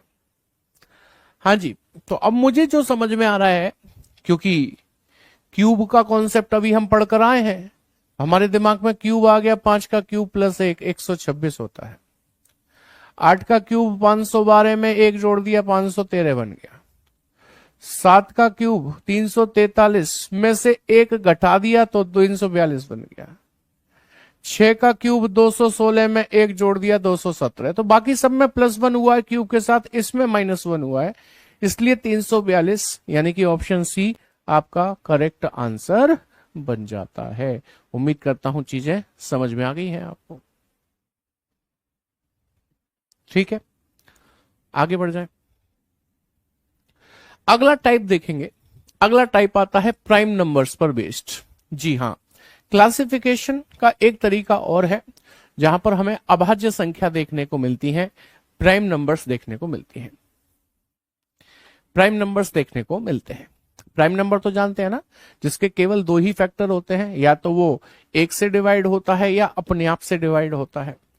तो आप ध्यान से देखिए, यहां पर 11 भी प्राइम है, 13 भी प्राइम है, 17 भी प्राइम है, लेकिन 15 प्राइम नहीं, कंपोजिट नंबर है, कंपोजिट भाज्य संख्या है, इसलिए 15 अन्य से अलग हो जाएगा, अन्य सभी क्या हैं, प्राइम है। तो प्राइम का कॉन्सेप्ट बहुत इंपॉर्टेंट होता है, इसको जरा दिमाग में जरूर रखा करें। 5 का ऑप्शन सी बिल्कुल सही।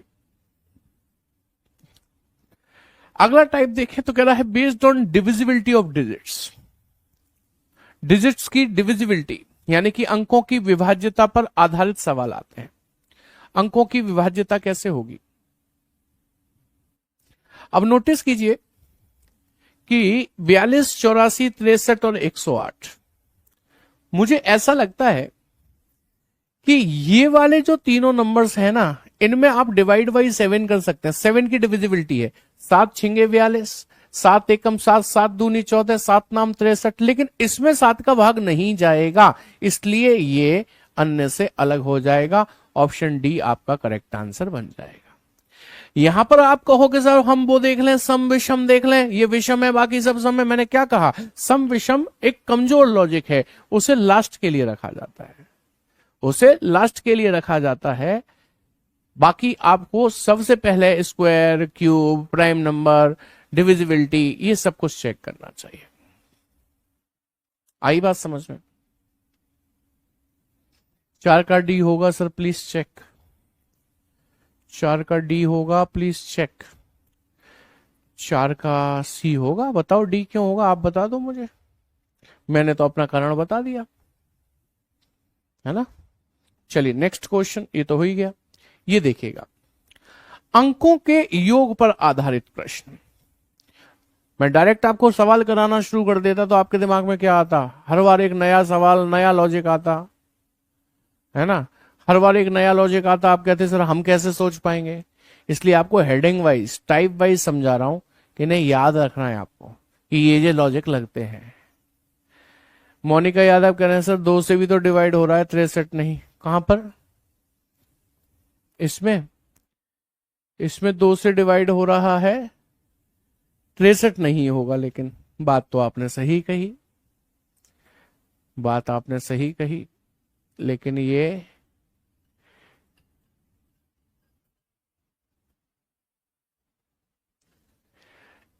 फिर आप देखो 6 से भी डिवाइड हो रहा है, 6 से ये कट जाएगा, ये भी कट जाएगा, 6 कम 6, 8 6 48, ये भी कट जाएगा, ये नहीं कटेगा,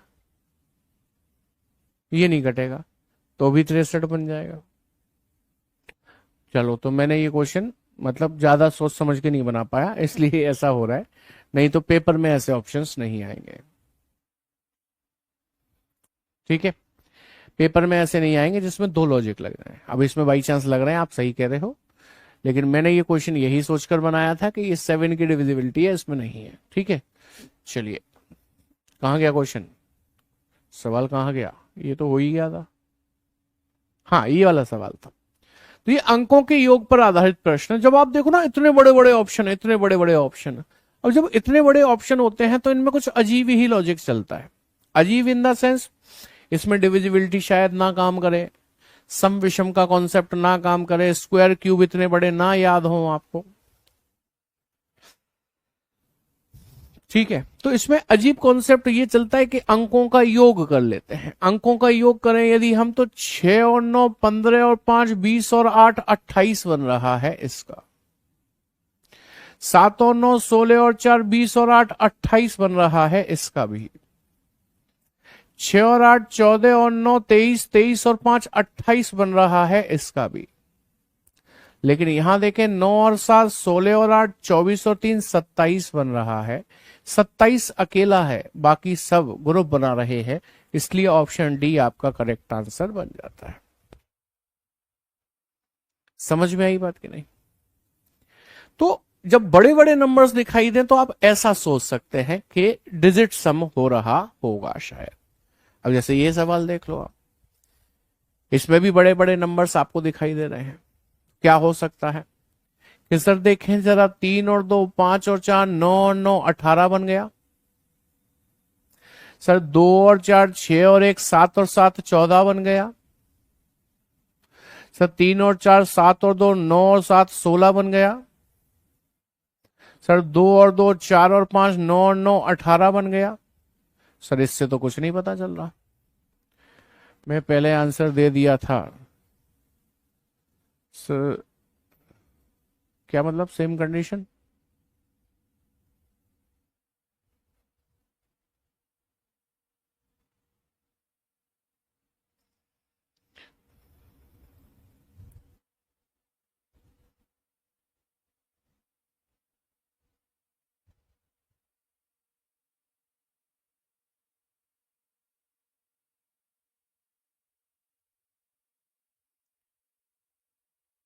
कौन से क्वेश्चन की बात कर रहे हो?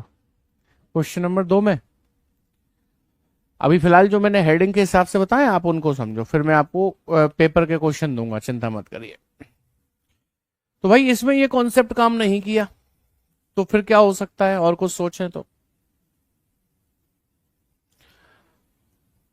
3 और 2 5, 5 और 4 9, तो देखो ये लिखा 9। 2 और 4 6, 6 और 1 7, तो ये लिखा 7। 2 और 2 4, 4 और 5 9, तो ये लिखा 9। लेकिन 3 और 4 7 और 2 9 नहीं लिखा सर, ये 9 नहीं लिखा, 7 लिखा है। यानी कि पहले की 3 डिजिट 3 2 4 जोड़ लो, इनका योगफल चौथी डिजिट के बराबर आ रहा है। इस तरीके से हो रहा है।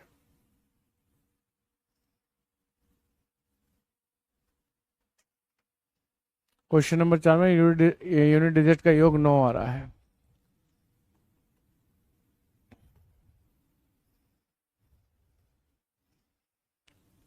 योग 9 आ रहा है। 6 और 2 8 और 1 9, 5 और 3 8 और 1 9, उससे क्या फर्क पड़ रहा है? मैंने आपसे क्या कहा? प्राइटी सीक्वेंस चलता है।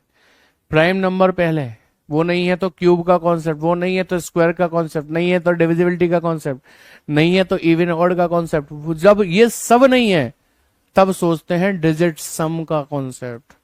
डिजिट सम आप पहले ही लगा रहे हो, पहले नहीं लगाना, पहले ये लगाना जो मैंने बताया आपको। चलिए अब इस क्वेश्चन को देखेंगे। इस क्वेश्चन को देखिए, इस टाइप को देखिए। अंकों के आपसी संबद्धता के आधार पर, यानी कि based on mutual relationship of digit, आपस में रिलेशन होता है संख्याओं का। एक ही ऑप्शन में 3 3 4 4 संख्या दी जाएंगी, उनका आपस में रिलेशन होगा, उसके आधार पर 3 एक गुण के आधार पर समान होंगे, एक अलग होगा, वो पहचान कर निकालना है। अनुराग समझ में आ गया मैंने क्या कहा तुम्हें? देखिए यहां पर मुझे क्या समझ में आ रहा है कि सर 5 तिया 15 और 5 छिक्के 30, 2 तिया 6, 2 पंजे 10, 4 तिया 12, 4 पंजे 20, 3 तिया 9, 3 पंजे 15। तो देखो गुणा 3 गुणा 3 गुणा 3 गुणा 3 सब में गुणा 5 गुणा 5 गुणा 5, लेकिन इसमें गुणा 6 हो रहा है, इसलिए ऑप्शन ए अन्य से अलग हो जाता है। क्या कहते हैं? समझ में आई बात? तो थम्स अप करके बताइए। Is that point clear to you everyone? क्या ये समझ में आ गई है बात कि नहीं? चलिए आगे बढ़ जाएं। इसमें विषम को पहचानिए। 428, 339, 326 और 338 में अलग कौन सा है, विषम कौन सा है, ये आपको बताना है। बताइए।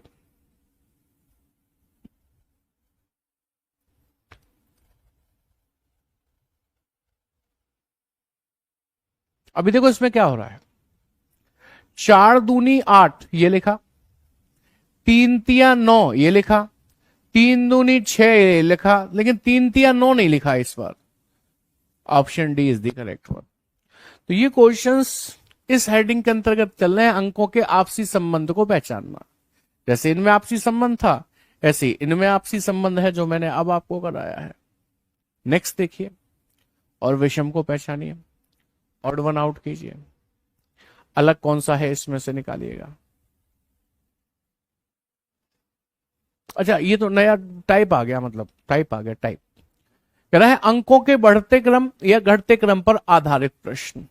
असेंडिंग और डिसेंडिंग ऑर्डर पर आधारित प्रश्न भी आते हैं, असेंडिंग और डिसेंडिंग ऑर्डर पर भी आधारित आते हैं।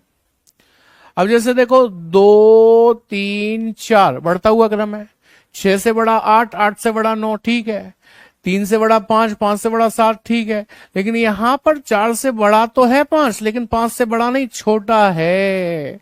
ये असेंडिंग ऑर्डर वाला क्रम चल रहा था, असेंडिंग ऑर्डर, असेंडिंग ऑर्डर, बढ़ता हुआ क्रम। जरूरी नहीं है कि बढ़ता हुआ क्रम ही हो, कभी घटता हुआ क्रम भी आ जाता है। जैसे ये 9 से छोटा 7 से छोटा 6, 6 से छोटा 4 से छोटा 2, 7 से छोटा 5 से छोटा 4, 5 से छोटा 3, लेकिन 3 से छोटा थोड़ी ना है 6, इसलिए ये अलग है। यानी कि ये चल रहा था आपका डिसेंडिंग ऑर्डर में, डिसेंडिंग ऑर्डर में। नेक्स्ट, अगला टाइप है अंकों के आवर्धन पर आधारित questions based on repetition of the digit, repetition. अब जैसा कि उसने क्लियर कर दिया है तो आप शायद जल्दी से पहचान लेंगे। रिपीटेशन ऑफ द डिजिट, आप नोटिस करो इसमें 3 2 बार आया है, इसमें 4 2 बार आया है, इसमें 2 2 बार आया है, लेकिन इसमें कुछ भी 2 बार नहीं आया है, कोई भी नंबर रिपीट नहीं कर रहा है। इसलिए इसका आंसर सी चेन्नई आपका करेक्ट आंसर बन जाता है। समझ गए बात को कि नहीं?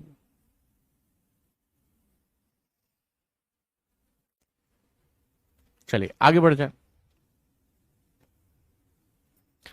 अब देखो ये छोटे छोटे से नंबर्स हैं, तो इसमें आप वही देखो, प्राइम देख लो, इवन ऑड देख लो, ये सारे कॉन्सेप्ट देख सकते हैं आप।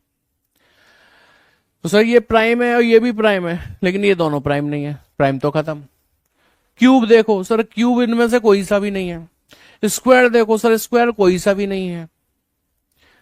मल्टीप्लाई देखो कि सबका मतलब कुछ मल्टीपल हो, तो ऐसा भी नहीं है सर। तो अब आप इवन ऑड देखो, फिर इवन ऑड देखोगे तो ये ऑड है, ये ऑड है, और बाकी सारे क्या हैं, इवन है, ये ऑड हो गया। तो हमें प्रायोरिटी सीक्वेंस के हिसाब से चलना है भैया। MCQ 2 आपकी डिमांड बिल्कुल वाजिब है, लेकिन सीधे MCQ ही करा दूं तो YouTube पर आ जाया करो, वहां पर MCQ ही करा दिया करूंगा आपको, चलेगा? पैसे खर्च किए आपने, पढ़ने आए हो ना यहाँ पर, तो पढ़ा रहा हूं कैसे कैसे प्रश्न आते हैं। MCQ ही नहीं आते पेपर में, पहले पढ़ाई बनी उसके बाद पेपर के प्रश्न बने। तो पहले पढ़ लो फिर प्रश्न करना पेपर के। और जो MCQ है वो तो YouTube पर कहीं भी सर्च मारना, कोई भी कराता हुआ मिल जाएगा आपको, समझे?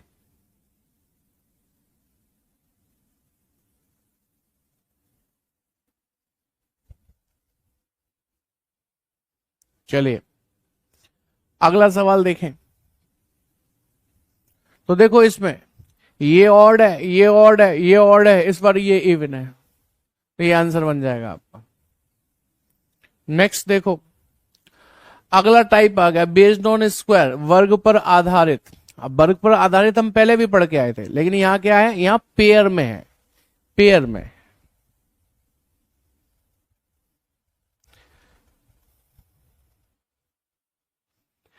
तो 27 का स्क्वायर मेरे ख्याल से 729 ही होता है, 19 का स्क्वायर 361 ही होता है, 26 का स्क्वायर 676 ही होता है, हाँ होता है शायद, मुझे याद नहीं है। 32 का स्क्वायर चेक करता हूँ, 0 4 0 9 3 दूनी 6, ये 12, ये 4, ये 2, ये 10, 1024 होता है। हाँ तो यही गलत है, 32 का स्क्वायर इतना छोटा कैसे बन जाएगा? सही बात है, सॉरी गलत है, तो वही तो आंसर है। Option C will be the correct answer.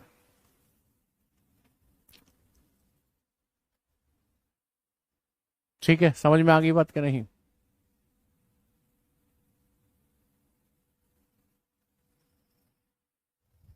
आगे बढ़ जाए।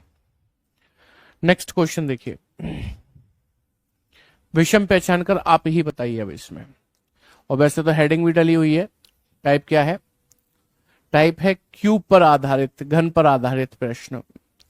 वो घन बोल दिया तो आप समझ गए 11 का घन 1331 ही होता है। दे दिया है भाई, आज मिल जाएगा आपको सौरभ।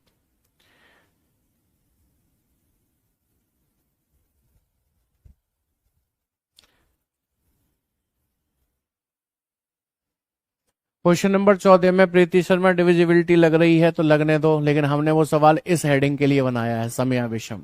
ठीक है, डिविजिबिलिटी लग रही है तो 2 का भाग इसमें भी जा रहा है, इसमें भी जा रहा है, इसमें भी जा रहा है। मैं कह रहा हूं 3 का भाग इसमें भी जा रहा है, इसमें भी जा रहा है, इसमें भी जा रहा है, इसमें नहीं जा रहा। लो, 2 आंसर थोड़ी बनाएंगे हम। तो मैंने जो हेडिंग लिखी है उसके हिसाब से प्रश्न को देखो आप। पेपर में एक सवाल में 2 नियम नहीं लगेंगे, एक ही नियम लगेगा। तो 11 का क्यूब लिखा हुआ है 1331, 10 का क्यूब 1000 ही होता है, 12 का क्यूब 1728 ही होता है, 7 का 343 होता है, ये नहीं होता। तो यही अलग है, यही विषम है। चलिए क्या कह रहा है, एडिशन और सब्सट्रैक्शन विद स्क्वायर और क्यूब, यानी कि वर्ग या घन के साथ जोड़ अथवा घटाना। तो उसने क्लियर कर दिया वर्ग होगा या घन होगा, लेकिन उसके साथ जोड़ घटाव चल रहे होंगे। तो हमें दिख रहा है 5 का क्यूब 125 माइनस 1, 7 का क्यूब 343 माइनस 1, 3 का क्यूब 27 माइनस 1, 2 का क्यूब 8 माइनस 1 नहीं हो रहा, यही अलग है। Option D will be the correct answer. ठीक है, बेस्ड ऑन मल्टीपल्स, गुणज के आधार पर। अब जैसे हमारा मन बोला 12 का स्क्वायर लिखा है, लेकिन 12 गुणा 12 भी तो 144 ही होता है।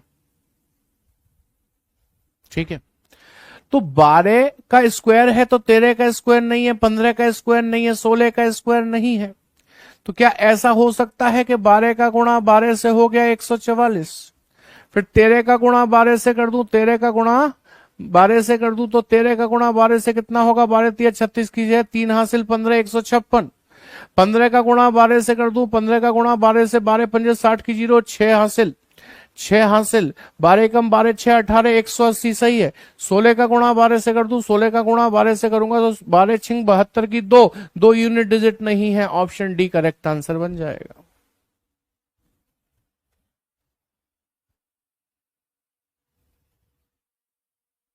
ठीक है, आगे बढ़े नेक्स्ट क्वेश्चन की तरफ। गुणा और जोड़ के आधार पर, गुणा और जोड़ के आधार पर प्रश्न आएंगे। मतलब गुणा भी हो रहा होगा, जोड़ भी हो रहा होगा, कॉम्बिनेशन चल रहा होगा। तो दिख रहा है हमको 7 में गुणा 6 का कर लो, 7 छिंगे 42 प्लस 2 कर दो, 6 छिंग 36 प्लस 2 कर दो, 5 छिक्के 30 प्लस 2 कर दो, लेकिन 8 छिंग 48 प्लस 2 नहीं हो रहा, इसलिए ये अन्य से अलग हो जाएगा, विषम हो जाएगा। हाँ अनुराग, बिल्कुल भाई, 100%। विभाज्यता के आधार पर अब आएगा डिविजिबिलिटी के आधार पर, जहां पर हमें पहले नंबर से दूसरे की डिविजिबिलिटी को चेक करना होगा। ठीक है, पहले से दूसरे की डिविजिबिलिटी को चेक करना होगा। अच्छा सुमित, तो 10 का भाग इसमें जा रहा है, 100 डिवाइडेड बाई 10 हो रहा है। हाँ सर, 10 टाइम्स हो रहा है। 25 का भाग इसमें गया, 10 का भाग इसमें गया, 5 का भाग इसमें गया, 9 का भाग इसमें नहीं गया। ऑप्शन बी आपका करेक्ट आंसर बन जाए। Next, based on difference of number pairs, यानी कि जो नंबर पेयर्स दे रखे हैं उनका डिफरेंस, अंतर पर आधारित प्रश्न भी बनते हैं कि उनका डिफरेंस करके देख लो केवल और केवल। आप देखो यहां से यहां तक ना तो कोई आपस में मल्टीपल दिखाई दे रहा है, कुछ दिख रहा है क्या? नहीं। तो डिफरेंस करो, डिफरेंस करोगे तो ये 25 का निकलेगा डिफरेंस, 25 25। डिफरेंस लिख देता हूं यहां पर, डिफरेंस 25 का है। 7 में से 3 गए 4, 9 में से 7 गए तो 2, 24 का है। 7 में से 2 गए 5, 3 में से 1 गए 2, 25 का है। 7 में से 2 गए 5, 8 में से 6 गए 2, 25 25 25, लेकिन ये एकमात्र 24 का डिफरेंस है। ऑप्शन बी आपका करेक्ट आंसर बन जाता है। नेक्स्ट देखें, संख्या के अंकों के योग पर आधार, यानी कि जब पेयर में चल रहा है तो संख्याओं का योग करके अगला नंबर बन जाए। जैसे मैं देख सकता हूं 8 और 3 11 और 1 12, तो देखो 12 ही लिखा है। 7 और 3 10 और 2 12 नहीं लिखा है। 8 और 3 11 और 4 15 ही लिखा है। 6 और 1 7 और 9 16 ही लिखा है, इसमें नहीं लिखा है। योग मतलब सम करना है, सम। ठीक है। और जब बड़े बड़े नंबर आ रहे थे तब क्या हो रहा था, सारी डिजिट्स का सम हो रहा था। यहां पेयर में आ रहे हैं तो पहले का सम करके दूसरा लिख दिया है। इस तरीके से हो रहा है। Based on reversing the order of the digits of the number, संख्या के अंकों के क्रम को उलट देने के आधार पर 24 को 42 लिख दिया, 24 को 42 लिख दिया। हाँ बोलो दिव्यांशु गहलोत, क्या कह रहे हो? तो 24 की डिजिट का परिवर्तन कर दो, 4 आगे ले लो 2 पीछे ले लो, 42 बन गया, वही लिखा है। इसको ऐसे कर दो ऐसे कर दो, 63 बन गया। इसको ऐसे कर दो ऐसे कर दो, 73 बन गया। लेकिन इसे ऐसे और ऐसे करते तो ये 53 बनता, ना कि 51। ऑप्शन डी आपका करेक्ट आंसर है। ठीक है। किसी नियम के आधार पर अंकों का आगे बढ़ना, किसी एक पैटर्न को पकड़ के आगे बढ़ते चले जाना। जैसे यहां पर देखो, मुझे लगता है ये 5 की पावर 1 है, तो ये 5 की पावर 2 है, तो ये 5 की पावर 3 है। ये 7 की पावर 1, ये 7 ज्यादा पावर लग गई, हाँ 1। 7 की पावर 2, तो ये 7 की पावर 3 है। 6 की पावर 1, 6 की पावर 2, 6 की पावर 3 नहीं है, ये नहीं है, ये नहीं है, नहीं है। 216 होती है वो, तो ये नहीं है। हाँ ये 8 की पावर 1, ये 8 की पावर 2, ये 8 की पावर 3 जरूर है, तो ये अलग हो गया।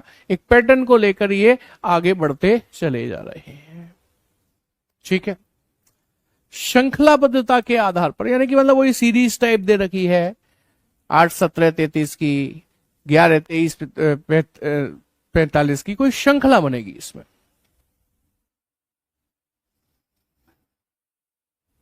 बहुत बढ़िया रिम्पी, बहुत बढ़िया।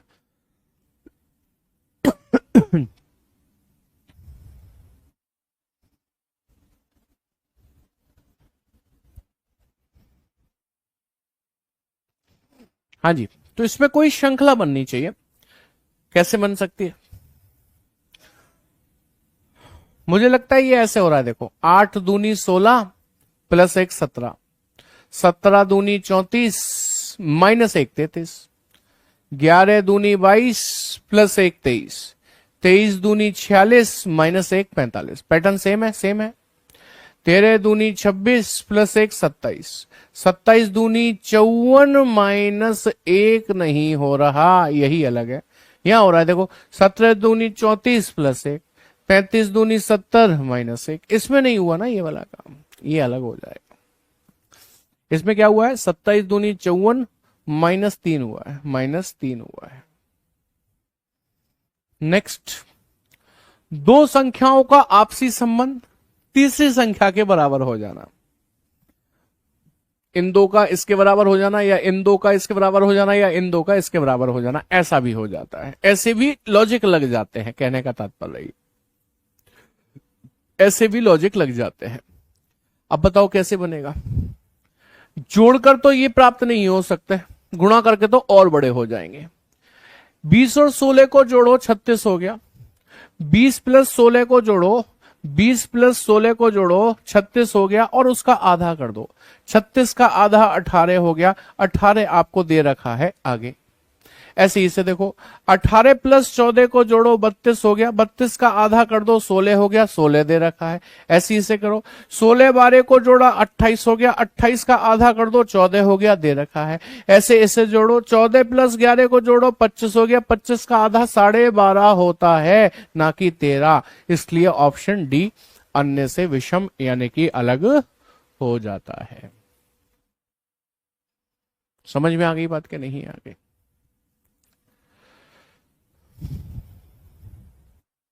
हाँ, बस अब आपके ये टाइप खत्म हो गए। अब ये टाइप खत्म हो गए आपके। अब आपके क्वेश्चंस शुरू हो गए। ये हैं अब आपके सवाल। अब इसमें कोई टाइप नहीं है। अब क्या है, अब आपको खुद पहचानना है कि इस सवाल का जवाब क्या बनेगा। जितने भी टाइप पढ़ाए हैं उन सबको मद्देनजर रखते हुए सोचिए क्या लॉजिक लग सकता है और इसमें से विषम कौन सा हो सकता है। सिंपल है अभी पहला सवाल, कोई कठिन नहीं है। आंसर दीजिए। 28 का ए सही है, क्योंकि 8 का स्क्वायर 64, 6 का स्क्वायर 36, 7 का स्क्वायर 49 लिखा है, 9 का स्क्वायर 81 नहीं है, 80 लिखा है। चलिए अगला देखेंगे। बताइए इनमें से विषम कौन सा है, अलग कौन सा है, बताइए।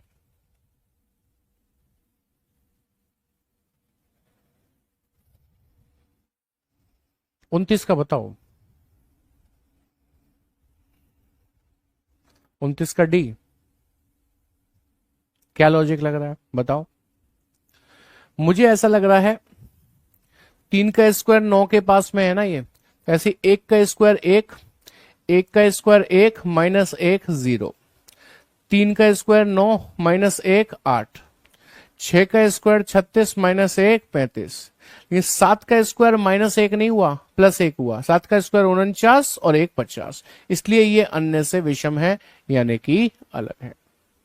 याद नहीं रखने हैं, याद नहीं रखने हैं टाइप आपको सिर्फ ये इसलिए दिखाए गए कि आप धीरे धीरे इनकी प्रैक्टिस करें और फिर ये अपने आप आपको याद हो जाएंगे। याद करने नहीं है, याद रखने नहीं है, ठीक है। ना बताता तब भी आपका ये सवाल होता कि सर हमें कैसे पता चलेगा, हमें कैसे पता चलेगा, ये आपका सवाल होता, मैं गारंटी दे रहा हूं। तो आप बता दिया तो ये कह रहे हैं हम कैसे याद रखेंगे, ना बताता तो ये कहते कि हमें कैसे पता चलेगा। वो कहते ना सिक्के की चित्त भी मेरी, पट भी मेरी, हेड भी मेरा, टेल भी मेरा, वो वाली स्थिति है हमारी। तो हमने टाइप बताए तो हम कैसे याद करेंगे, इतने नहीं बताए तो सर हमें कैसे पता चलेगा क्वेश्चन में क्या लग रहा है।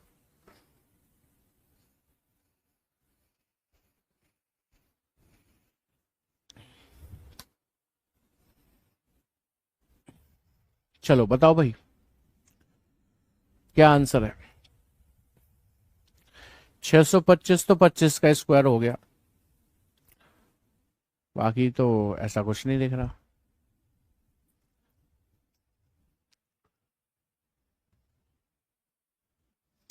छह सौ 25 स्क्वायर है इसलिए अलग कर दो इसको, बाकी कोई स्क्वायर ही नहीं है। कोई दूसरा लॉजिक है?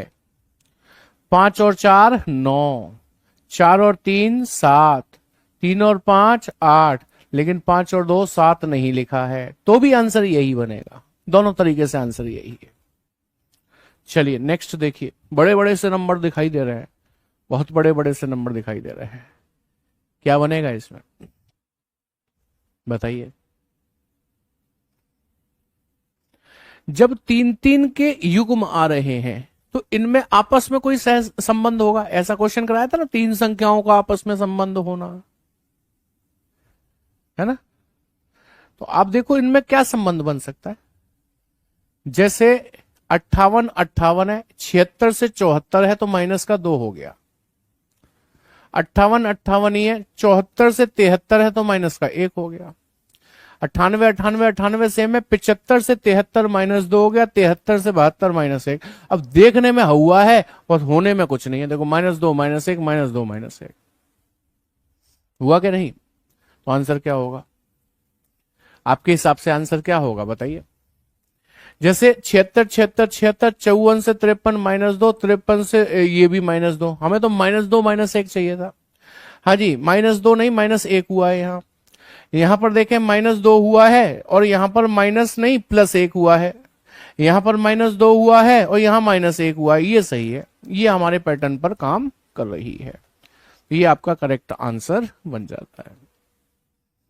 आई बात समझ में कि नहीं। चलिए आगे बढ़ जाए, अगला सवाल देखेंगे। 462, 369, 571, 427।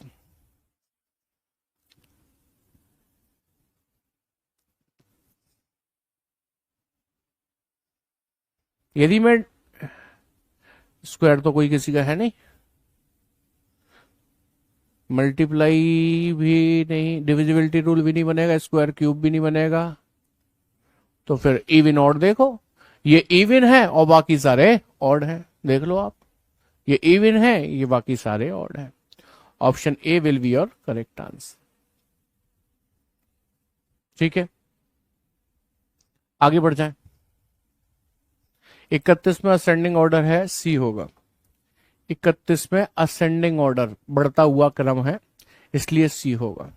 अच्छा, हमने इतना बड़ा लॉजिक लगाया, वो फेल हो गया, तुमने असेंडिंग ऑर्डर ढूंढ के निकाल दिया उसमें, है वाह भाई वाह। चलो इसे देखो जरा, 37, 81, 13, 19 क्लियर हो गया है, तो आंसर बी है। क्यों? ये 9 का स्क्वायर है, बाकी किसी में स्क्वायर है ही नहीं है, बाकी किसी में स्क्वायर है ही नहीं। या आप ऐसा भी कह सकते हो, 37 प्राइम नंबर, 13 प्राइम नंबर है, 19 प्राइम नंबर है, 81 प्राइम नंबर नहीं है, ऐसा भी कह सकते हो। नेक्स्ट, 23, 29, 13, 17, 19, 25, 3, 5 क्या होगा आंसर बताइए। 3, 5 मत करिए, आंसर बताइए क्या होगा आंसर।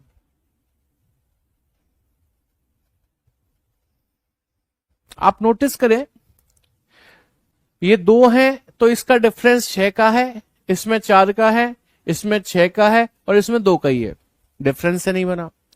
नोटिस करो, 23 भी प्राइम नंबर है, 29 भी प्राइम है, 13 भी प्राइम, 17 भी प्राइम, 3 भी प्राइम, 5 भी प्राइम, 19 भी प्राइम, लेकिन 25 प्राइम नहीं है, इसलिए ये अलग होगा।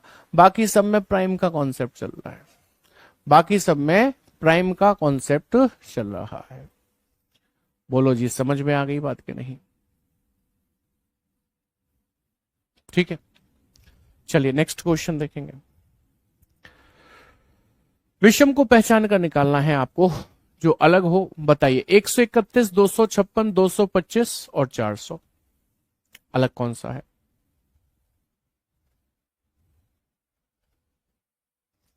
सिंपल है तो, स्क्वायर से याद है तो बड़ी आसानी से हो जाएगा। देखो ना, ये 16 का स्क्वायर है, ये 15 का स्क्वायर है, ये 20 का स्क्वायर है, ये किसी का भी स्क्वायर नहीं है, इसलिए ऑप्शन ए करेक्ट आंसर बन जाएगा। तो जो आपको लॉजिक्स बताए गए इसीलिए कि आपका दिमाग काम करना शुरू हो जाए कि ऐसा भी हो सकता है, वैसा भी हो सकता है, इसीलिए बताए गए हैं लॉजिक। नेक्स्ट देखें, 21, 42, 24, 48, 37, 74, 35, 28, देखते ही समझ में आ रहा है। 21 का दुगना 42, 24 का दुगना 48, 37 का दुगना 74, लेकिन 35 का दुगना नहीं होता, यानी कि गुणा 2 हो रहा है और कुछ नहीं, गुणा 2 हो रहा है और कुछ भी नहीं हो रहा। ठीक है, चलिए नेक्स्ट देखिए, 1, 16, 81, 243 आज के लिए काफी है। चलो तो बस खत्म कर रहे हैं, अभी 40 पे खत्म कर देंगे, 40 क्वेश्चन होते। 1, 16, 81, 243 बताइए अलग कौन सा है।